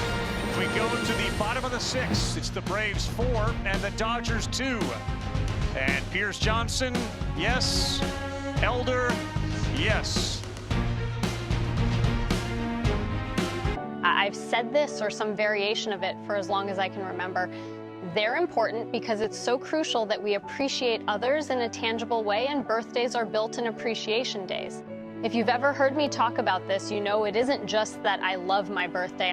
I love all birthdays. The opportunity to celebrate people, we should celebrate those most important to us every day, but birthdays are a great place to start. It's important to celebrate the passage of time, too. Well, it's not only ours, it's everyone's beloved Sarah Lang's birthday week, May 2nd, the birthday. And she has done such a remarkable job long before the ALS diagnosis of making everything that she is involved with about other people, which is how she became so loved and famous for her information that she shares with everybody. And we could not wish a bigger birthday wish, and I know there are millions around the country who are doing the same. Happy birthday, Sarah Langs, part of our Sunday night crew each and every week. We wouldn't be half as good as we are with her without her. And we all feel that. Eduardo had arranged to have these shirts again on birthday week. In Sarah's world, it would be a birthday like year, like it would never go away. You'd sort of celebrate every day, but Sale and Edmund and Kike Hernandez, Dave Roberts, all wearing it. It's a hard shot. Well, how good has Kike Hernandez been? You wear that shirt to honor Sarah's birthday, you're going to get some plays and make some plays in the field. You are, and I applaud, obviously, Sarah for her birthday. Man, we love you, but most importantly, it's all the players are in. They see it, they're like, are you kidding me? Of course. And they know the story, but they also know the person, and I think that's so important.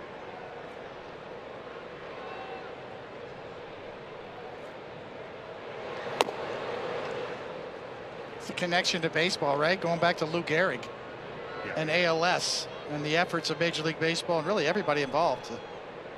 Trying to find a cure for that insidious disease.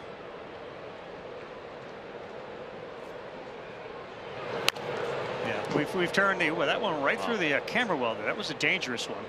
Right through that hole there. Not even the camera well. It's where the ball boy sits. Seemed to sneak through there. In any event, back to Sarah for a second. You know, the Sarah Langs baseball is best thing. It's become, well, Sarah is the best, and ALS is the worst, bar none.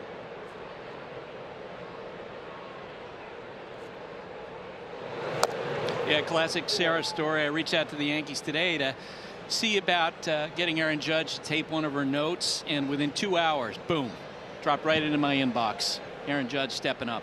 With a belated happy birthday wish. He's got to learn it's a whole week. Like, we don't just celebrate the day. Nothing really belated about it.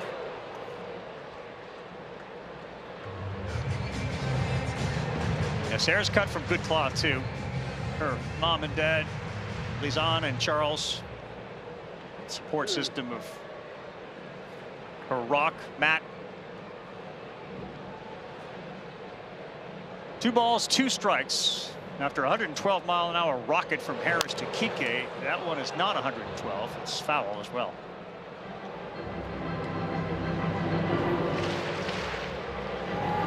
So 2 questions for you, pitcher Coney. Were you surprised Elder came out to start the last half? Because he'd given you 5 good ones. You're going to see the guys again the 3rd time. And equally, are you surprised May's still in this game? A little bit on both ends. I know Dave Roberts down 2 runs here is trying to squeeze a little bit extra and have Dustin May finish on a strong note. Elder with the lead, yeah, a little more curious. Just because the top of the order is so dangerous. Yeah. We talk about it. There's Hall of Famers on the Dodgers at the top of their order. So certainly the 3rd time through is the danger zone. But for Elder there, 3 really encouraging good starts in a row. And that helps for May. The team, think about Los Angeles and their injuries. You lose Strider again. There's no Ronaldo Lopez. That's a big deal for this staff. So Elder really had to step up. Coming right into your living room. There's the sidearm 2-seamer diving down and in. 6 strikeouts. He gets a little love from Roberts. Lights out. Bullpen door open. We'll be back. On the mound, he's in to face the lefty Baldwin, and Baldwin swings at the first one and just missed it. That's foul, a long foul. So what's going on here? The psychology of Dave Roberts and Dustin May. What's he saying, do you think? Well, he's pumping him up. Yeah. You know, and Dave Roberts told this before the game. He likes what Dustin May's doing. You got to give it to the guy. He's been through so much. Yep. He just needs to pitch. This one is on the ground up the middle underneath the glove. He may have overran it. Kike Hernandez. And Dreyer, who has allowed 6 runs in his last 3 appearances, unable to get Baldwin. And it seemed like Kike did not think he was going to be able to get Baldwin if he did not flip it to Mookie. Watch him right here. Try to get it over, actually goes right over the ball, but there's so many things that are going through your head on every pitch, on every contact when you're playing defense. It's having that conversation right now with Mookie. When you talk about lanes, you get a lefty in Baldwin, you get Allen, the 9-hitter, and then a lefty in Verdugo with the 3-batter requirement. Prior to giving up those 6 runs in his last 3, Dreyer had been great. He'd had 9 consecutive scoreless appearances. Yeah, to go with that 30% strikeout rate as well.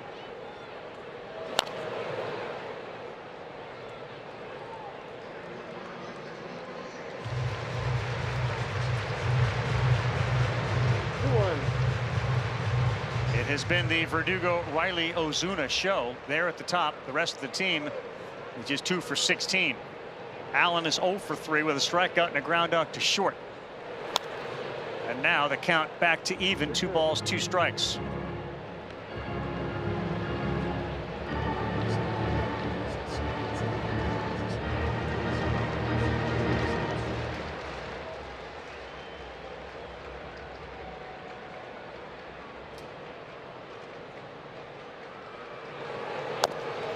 Just off. 2-2. Early in the season with the injuries to Snell, etc., Dreyer really endeared himself to Dave Roberts.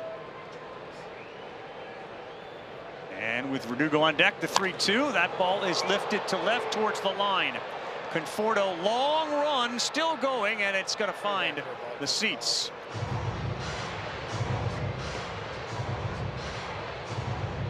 Conforto had a run about 35-40 yards to go get that.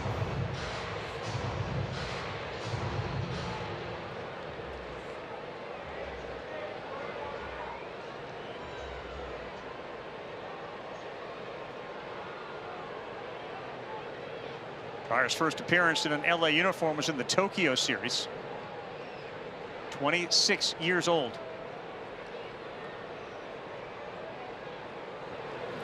And Allen's gone. There's that big strikeout percentage. He allowed the single to Baldwin, but he buckled down to get Allen with some high cheese.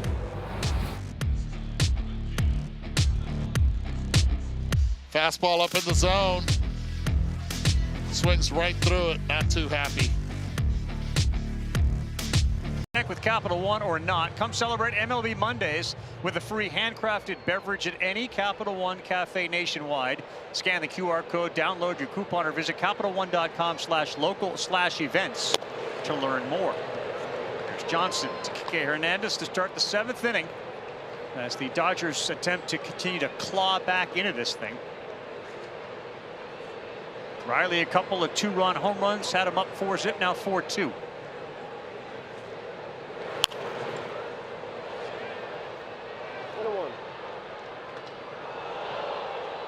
I don't know about you guys. It took me a little while to actually believe that the Capital One Cafe was actually a cafe. Like I thought that was like a commercial thing. It wasn't real, but you can go into a cafe to do your banking. Did you know that? I did. You did. No, I did not. It didn't occur to me like that was a real thing. No clue. I had no clue. Come out. Bottom 3rd, and then you get the big guys again. Ohtani, Betts, Freeman. Dylan Lee is loosening assumption for Ohtani if necessary.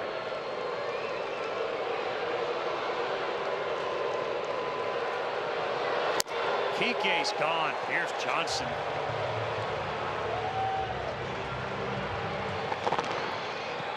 Brings up Michael Conforto. And it looks like Snit's going to go to Lee here. No? He is. It looks like Dylan Lee is going to come in to get the lefty Conforto. Even though Conforto was struck out twice, it's the lefty coming in.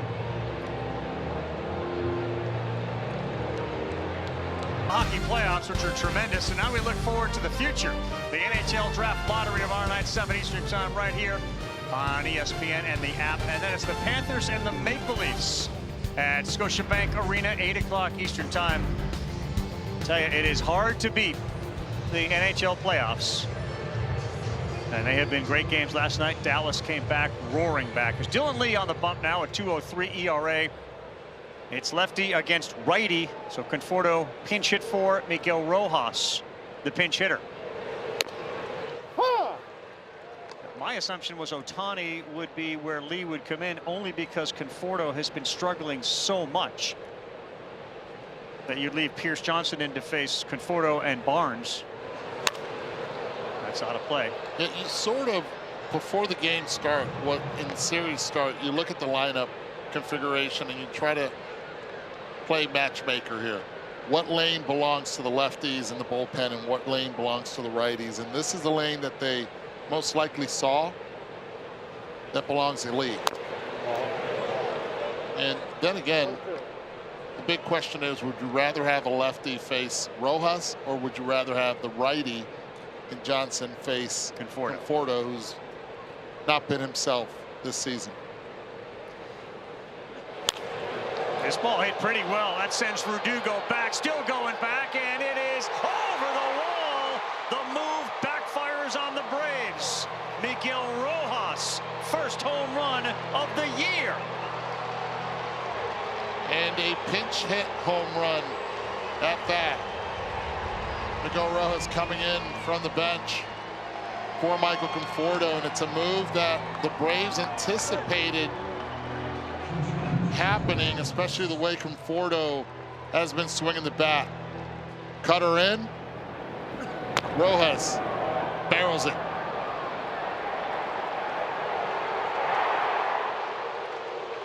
It's a one-run game.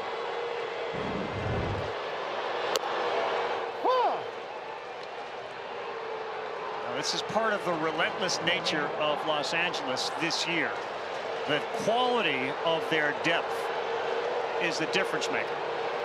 And Rojas steps in, pinch hit, home run. Barnes sends one into foul territory.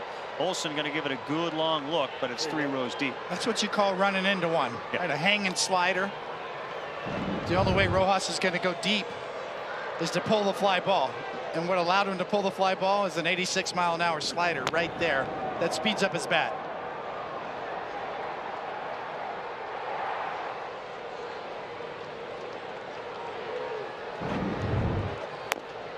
You saw the seeds being thrown. That is Teoscar Hernandez's signature move.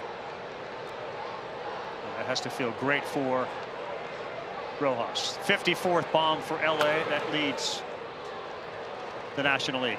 I'll play devil's advocate on the move. If you're Snitker and you don't make that move and Conforto's the one that hits the home run, then that's the first question he's going to have to answer in the postgame. 2-2.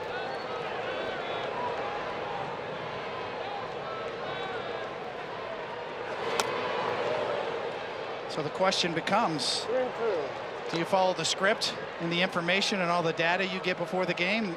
That script says make this move. If you're following your eyes, what you were saying, Eduardo, then you're saying, wait, Conforto's struggling. Let's just push it a little bit here. Yeah, and the eyes of a veteran manager like Snitker would recognize it's not even a struggle. It's beyond that with Conforto. You know, he is so caught in between. But it sets the stage now for what should be an unbelievable last couple of innings here with a 1-run game. And Shohei Ohtani now up with 2 down.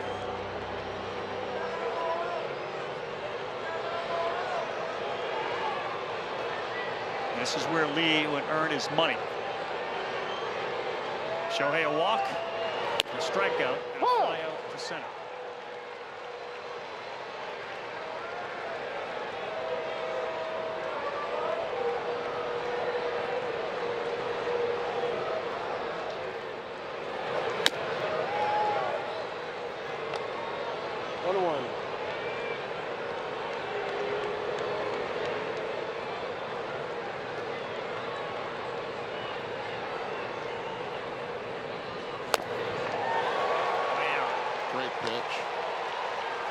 Just right out of the zone. Shohei fell right out of the batter's box. Kind of undersold the fly out to center. The last ball he hit would have been a home run in 9 ballparks. It was 110 miles an hour off the bat. It was, including Dodger Stadium. It's pretty high. 1-2. 2-2.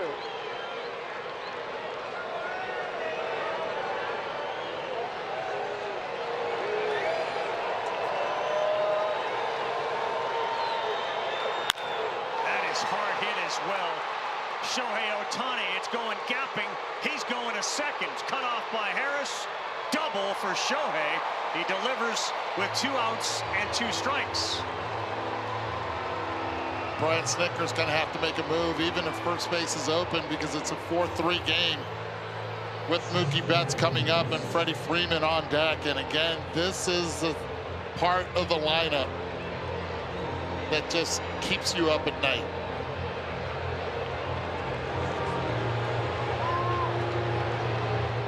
But this ball is absolutely hammered once again. I mean, do you expect anything less from Ohtani at this point? I mean, okay. 109 miles an hour off the bat. Trying to sneak a fastball by him. I mean, it got to the gap in a hurry, and that bounced a bunch of times. It's a great play by Harris as well.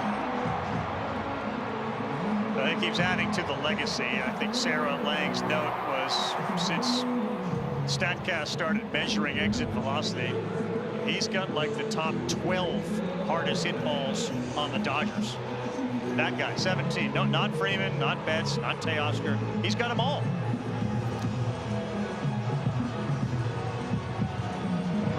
Daysbel Hernandez is now on. It's a brand new ball game. Betts is coming up. Ohtani's going to be at second base. Biggest swing of the game so far may have been that one off the bat of Miguel Rojas. A pinch hit homer, his first of the year. It's a 1-run game. Stay tuned. Joe Tess, thank you very much. And from one Japanese legend to another, Ohtani at second. Daysbel Hernandez has been fantastic. You see his numbers there with the ERA. Particularly great at home. And it's a dangerous guy, man. Mookie Betts, first pitch down. Tying run at second, go ahead run at the plate in Betts.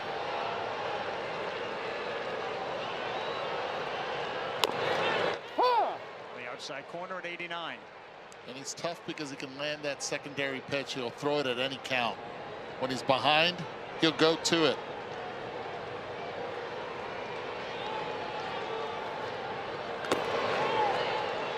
Shohei stays put.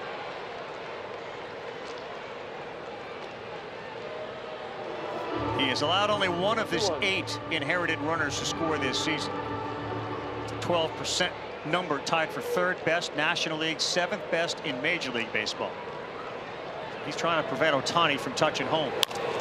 Mookie on the ground. A short hop fielded by Allen. He charged it, and he's able to take care of Mookie Betts.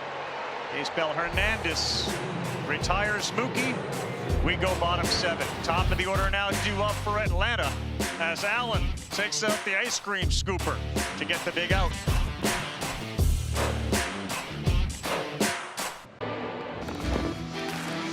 Welcome back to Sunday Night Baseball here on ESPN, presented by Capital One. What's in your wallet? Not the easiest play by Nick Allen. You saw him reach out with that leather. 21 games, Nick Allen has not made one error. He got Betts, who of course is a converted shortstop, who's been doing a lot of work with one of the greats of all time in Troy Tulowitzki. I was with the Texas Longhorns earlier this week and asked him about the work the two of them been doing. I think at the end of the day, what he wanted to work on the most was arm angles. I think throwing from the outfield, you're over the top, you're trying to get backspin. Reached out to me, and I was always someone that had an arm angle that was low when I needed it, so I'd put some touch on it, make it land on the first baseman, and that's what he worked on in the offseason. And then just his angles. His angles at times got a little going in the opposite direction. I got him just to play downhill a little bit more. So Mookie doing that just shows you that everything's in play. He doesn't think of himself as a superstar that he is. He thinks of himself as someone that's in second place and needs to get a little bit better, and that's why he's great. He's a Gold Glove outfielder, and if you give him enough time, he's going to be a Gold Glove shortstop. He's that special and unique. Well, the middle of the Dodger diamond now has Betts at short and Miguel Rojas, who's a phenomenal shortstop, playing second base. Kike Hernandez, former shortstop, is now in left field. And the pitcher's Luis Garcia. He gets Verdugo, Riley, and Ozuna. That was great, by the way. I mean, Troy Tulowitzki can play some shortstop. Oh, yeah. And the fact that Mookie called him Yeah. for advice shows you everything you need to know about Mookie Betts. I did ask, I said, how did that relationship start? He said, we have mutual friends. We've known each other for a long time. And Tulo said, look, great players will seek out other great players and not be afraid to say help. It's such a valuable lesson in every aspect of life. And he's right. That's what makes Mookie great. Not knowing how great he is, right? Not settling.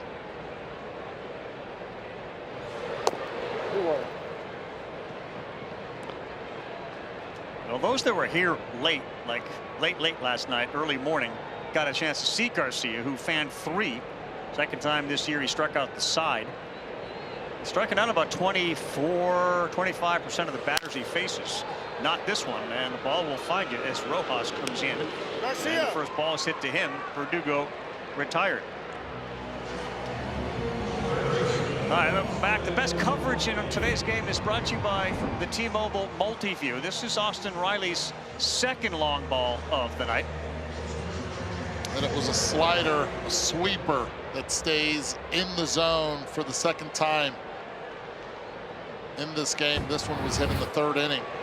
He has never had a 3-homer game. First pitch on the corner at 96. Capable of carrying the team for a while, this guy.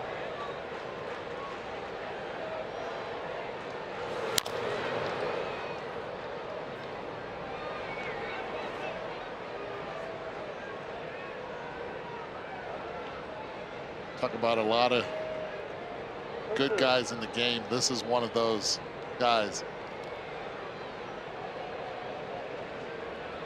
Yeah, one of the pieces of the Braves that will be here for a long time, as that one is bounced up there. Alex Anthopoulos went around, man. He locked up a few of these guys to long-term, lavish contracts. Both men on the corners, Riley and Olsen.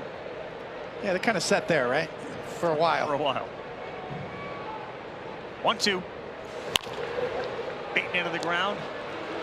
And an easy one for Muncy as Riley's retired.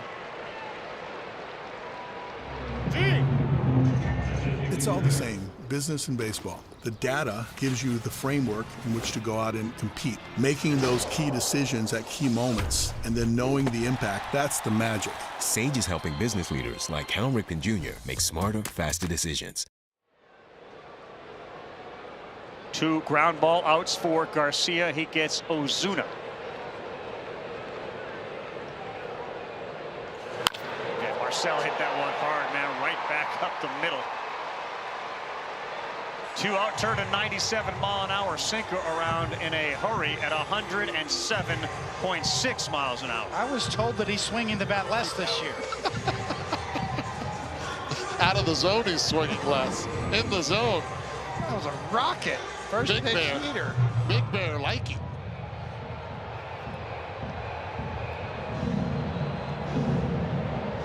Dave Roberts has turned the lights out here at Truist, which means the cell phones are out. And Atlanta hopes for a little 2-out rally here in the bottom of the 7th. Lefty coming in to face Matt Olson when we come back on Sunday Night Baseball.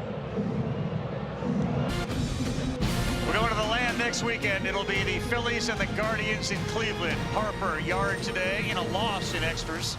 Trey Turner and company, they go to Cleveland. They get that guy right there, Mr. Consistency. Jose Ramirez, Stephen Kwan, and the Guardians. 7 Eastern ESPN, ESPN Deportes, and ESPN Radio. We're coming, Cleveland. Our coverage starts 6 Eastern, 3 Pacific with baseball tonight. Sunday night countdown. Lefty Anthony Banda now on 368 with the strikeout rate of 18%. And we are going mix and match here late on a Sunday night. It didn't work for Snitker last inning. Will it work for Roberts against the lefty Olsen?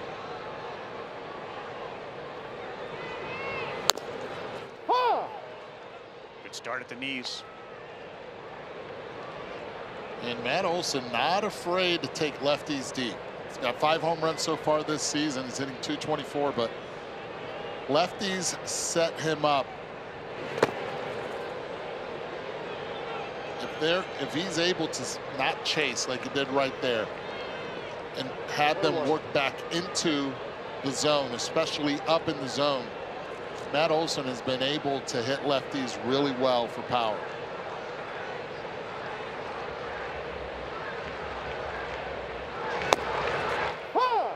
Really good one at 95. Olson has not been on base tonight. He's got that 20-game on-base streak on the line.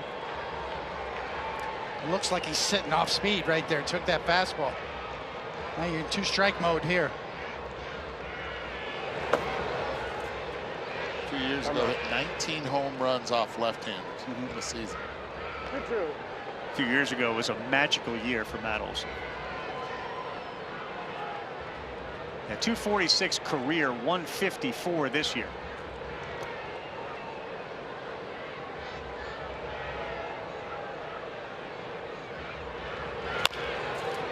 On the ground, off the glove, snared there. Rojas throws in time. What a play! If it stands. Wow, off the glove of Freeman, deflected to Rojas, who went all pretzel man on us and made the play to a covering Banda. This is outstanding. If you're scoring at home, it's 3-4-1. And Banda also, great adjustment. Rojas from his tush, makes that play, but Banda keeping that right foot on the bag. Unbelievable. Freddie Freeman steps in. Play Ball, baseball's global youth initiative, highlights the fun, accessible ways to play our great game. Learn more, including how to find a league near you.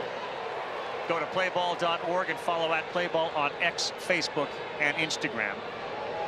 We'll take another look at that play. There are some people at home wondering, was his foot still on the bag when he caught it?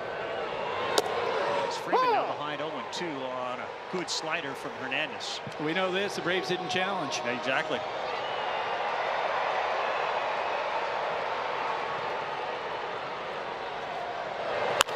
Freeman in the hole. How about that second baseman? Ozzie, a bouncer over to Olson. That's a hot spot right now. A little smile there from Freddie to his old mate. Really is. We've seen plays to the right, plays to the left, and not only is this a huge out to be able to get the leadoff hitter in the inning out, but if you're managing, you're just counting. You don't want Ohtani up, right, in the 9th inning. So you need to not only not allow runs here, but make sure you keep the math in order.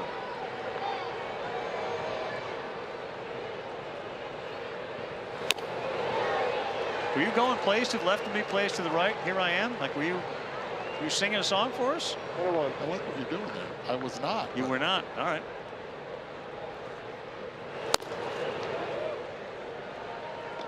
Dave Bell just rearing back and pumping 98. 2-1.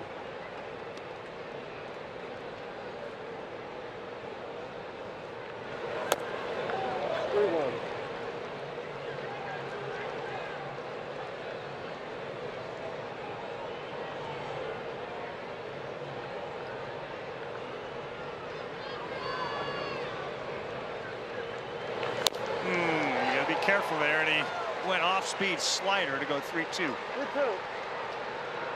By the way, guys, I asked Teoscar if he was, of course, defending home run derby champion. Is he going to do it this year? He said his focus is on making the all-star team, and if that happens, strongly think about it. He's going to get over there and take away one from Teoscar. Took one out of the Pete Alonso playbook, didn't he, Buster? Let's go back to that great defensive play. Anthony Banda getting over there, and boy, Rojas is incredible. Yeah, I mean, what do you do here? I mean, incredible on Rojas, but how about my pitcher brethren there getting over there? And I mean, Rojas dives, makes a great play on the deflection, but Banda's the one that's got to multitask. You got to catch it and stay on the bag, and he does. He does, man. By the big toe of his right foot. We got a tuchus and a big toe. And how about the capper? How about Lance Barksdale nailing the call? Yep. At first base. Not an easy call. No, not at all. And by the way, I didn't even know it until we saw the replay there. The ball wasn't fielded cleanly by Rojas. It was behind his glove. It hit the glove, picked it up off the ground. The Dave Roberts to Miguel Rojas move so far has been the move of the night. But the Braves are winning this game 4-3, and Hernandez is looking solid. He got Teoscar and now Muncy.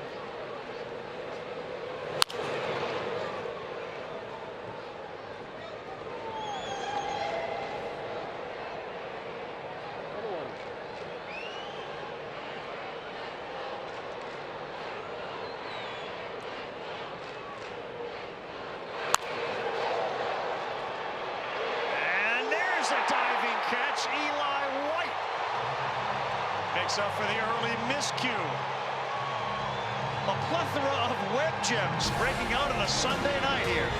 Big time. It all started with Conforto early on in this game, and it's now transitioned all the way to the Braves in the infield and now in the outfield. Hitters are getting mad. Sunday Night Baseball here on ESPN is presented by Capital One. What's in your wallet? Back-to-back weeks, great games. Eduardo Perez, David Cohn, Buster Olney, Carl Ravitch, producer Andy Jacobson.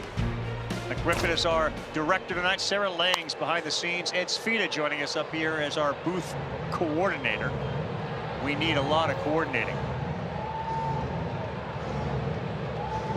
Bottom 8, one-run game. Atlanta, they led 4-0. It was 4-1 after 4, 4-2 after 6, 4-3 after 7.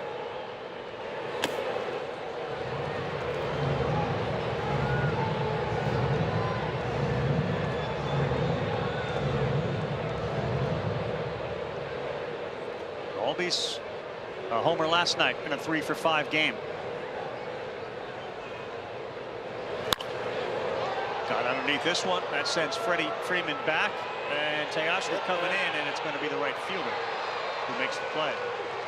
By the way, what a huge top of the 8th inning. Be able to go 1, 2, 3 and not have top of the order up. Stream every Auto Market game live or on demand, plus streaming MLB Network 24/7 for the entire year. Blackout and other restrictions will apply. Visit MLB.tv for details.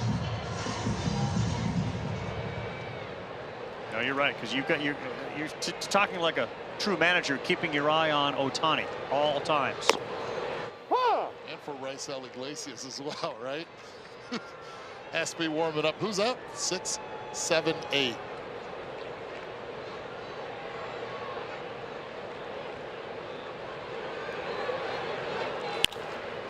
Harris has got good speed. This is not an easy play, and he gets him by half a step. Miguel Rojas has been a difference maker in this game, in keeping, obviously, the Dodgers in it with a homer in his defense. Well, we knew about the defense, but his first pinch hit home run of his career in 98 at-bats was a surprise. He could do that. Watch the stutter step. Watch the stutter step right there. That hesitation, get the bounce. Get the bounce right where you need it, funnel it, and make a perfect throw. That's a veteran move. Under control. That's a man that has fielded hundreds of thousands of balls and knows bounces. It's a natural feel. Remember Barry Sanders back where he used to wait until the offensive line shuffle his feet a little bit, wait for the hole to open? Exactly. That's what it reminded me of right there. Wait for the hole to open. Wait for the bounce to come to you. Plus the internal clock, because he knows that Harris can move down the line. He's a valuable piece to this Dodger team.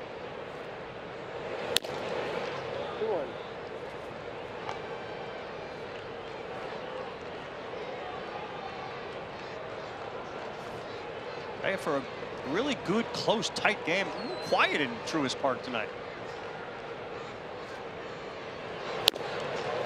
Well, the Freeze did lose. All goes back to that. And after 0-9 against the Dodgers and Padres, there's got to be a little bit of anxiety, yes? Yeah. Yeah, not a lot to cheer about the last 4 innings.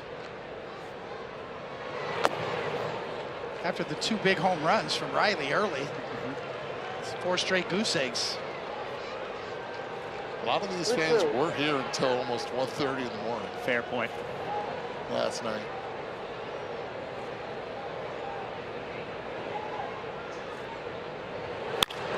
That's a good piece of hitting, and even Rojas wasn't going to dive and make that play.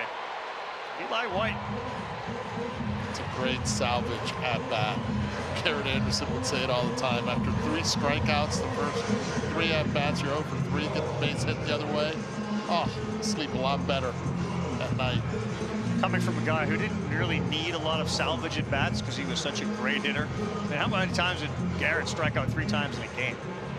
I have a feeling I'm about to get a text message from him. It's like, don't look it up. Sarah, don't look it up. You ever have a golden sombrero? Oh, my goodness. My first one was in the minor leagues off Mike Hampton. It was borderline, man. He probably induced several of those over his career. You're bringing up some blasts from the past. Oh, what a curveball. White got an aggressive lead, and he then retreats. And was thinking the same thing. Really good speed. He brings that. Interested to see young Drake Baldwin, how he hangs in here on the lefty. Yep.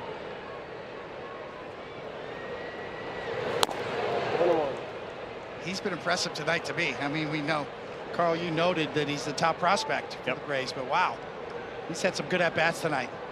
Yeah, the noise is a little different off of his bat.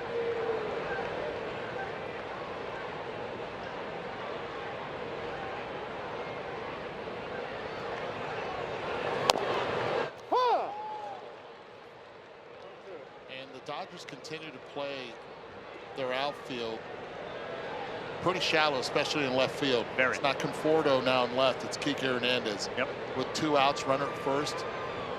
Might want to take a couple steps back. 1 ball, 2 strikes. Runner goes. They got him caught. Freeman fires, and the tag slapped on by Mookie as White tried to take advantage of the lefty, and he got burned. Great pickoff, but better footwork and throw from Freddie Freeman at first base to clear the path, cut the distance, and make a perfect throw to Mookie.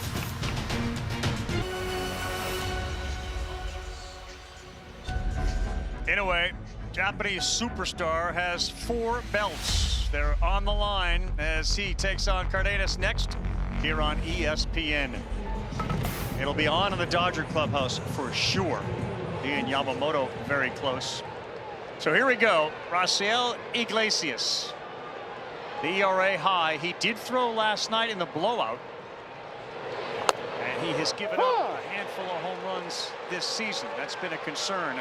5 total. Pages has 6 this season. He swings there, and Iglesias a good changeup. It's 0-2. Here comes the noise now from Truist Park as Atlanta tries to get their 1 and only win of the regular season against Los Angeles. This will be it for this series.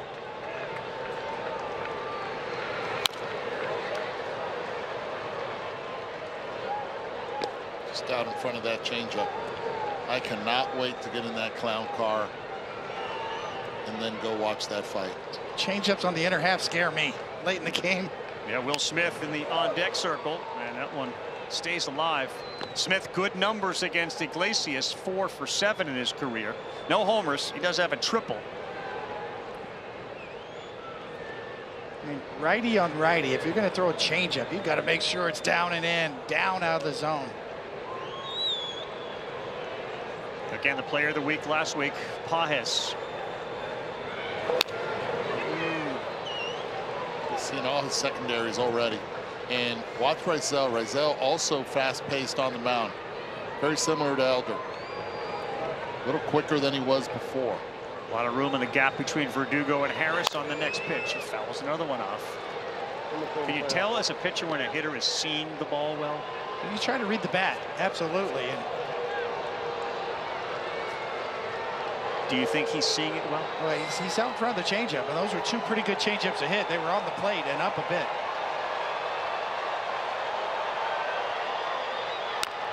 Hit it hard. One hopper. Ozzie knocked it down, but it's going to be a leadoff hit for Pages. Very difficult play, and he didn't hit it hard. Didn't hit it hard, but the one thing that he was able to do the entire at-bat is make contact on every pitch he swung at. Again, 0-2, fouling pitches off until being able to put it in play. Nice attempt at second. There's Hyesung Kim, who was just called up by the Dodgers, nicknamed the Comet.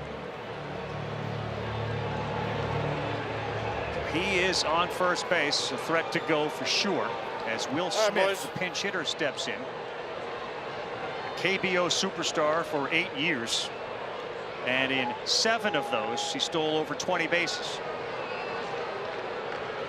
Some great nicknames over there, don't they? The Comet, oh yeah.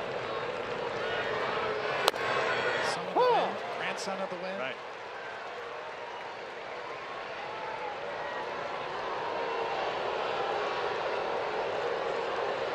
Played for the Oklahoma City Comets. Will Smith looks at one down. Oklahoma City named the Comets because of Mickey Mantle.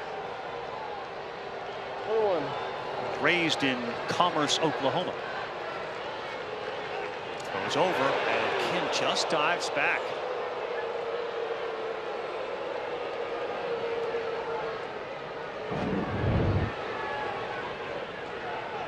Oh, he kind of stuck in the mud there a little bit. Spinning his wheel. He's going. Throw down. Did he get him on the leg? No, the ball came out. Kim is in scoring position. He can run, because Raisel Iglesias is not slow to the plate at all. Nice attempt on the throw. It's a good jump, stays low, works his way up before taking a head first dive. Great jump, great throw. Had no business being that close. Dodgers 0 for 7 runners in scoring position tonight. Right down the middle with a sinker to Smith. Little Dave Roberts MO right there, taking off.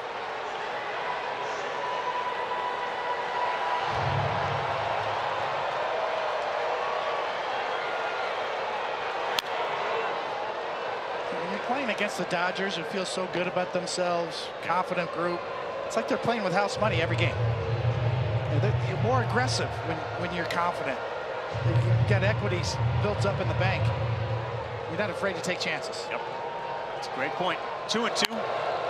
Another good at bat here. How about Smith, just even with 2 strikes, still just trying to move that runner over. Pitches in.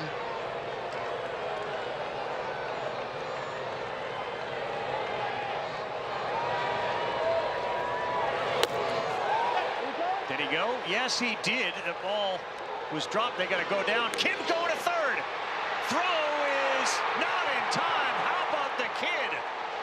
The Comet read that throw and took off for third. And a hesitation at the plate by Drake Baldwin.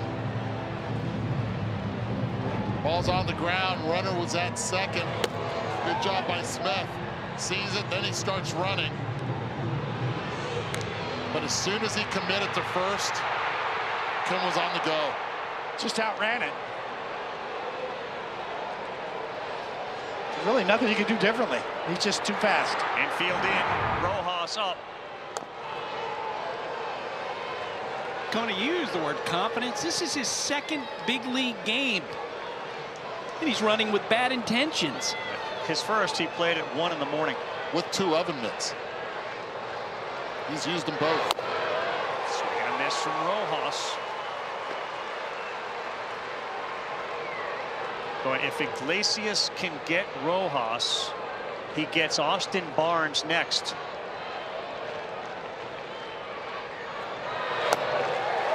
Huge pitch, changeup, nasty. Timeout.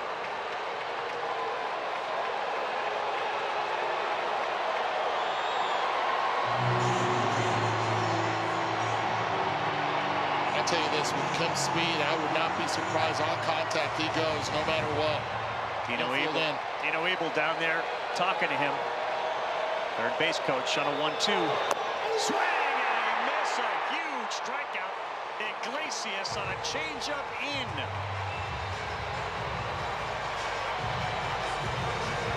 Three changeups back to back to back. Did he got them all down? You can see the grip coming at him, and it's so hard for right-handed hitters to not read fastball right away. You see it, you go get it. No, it's not going to get there. Last chance, Austin Barnes. Can Iglesias pull it off? Late on that fastball at 95, and Iglesias is feeling it right now.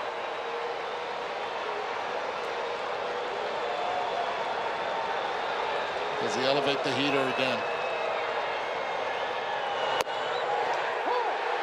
Back to back. So we saw the change-ups 3 in a row, and now back-to-back heaters to Barnes.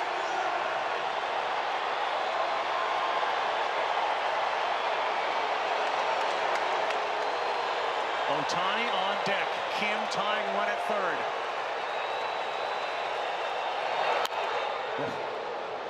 Staying alive. Got the emergency break out on that one. Staying alive.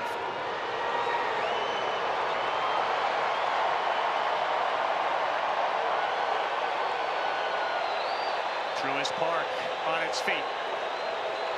He's got it. Iglesias does the job. The Braves beat the Dodgers for the first time this year.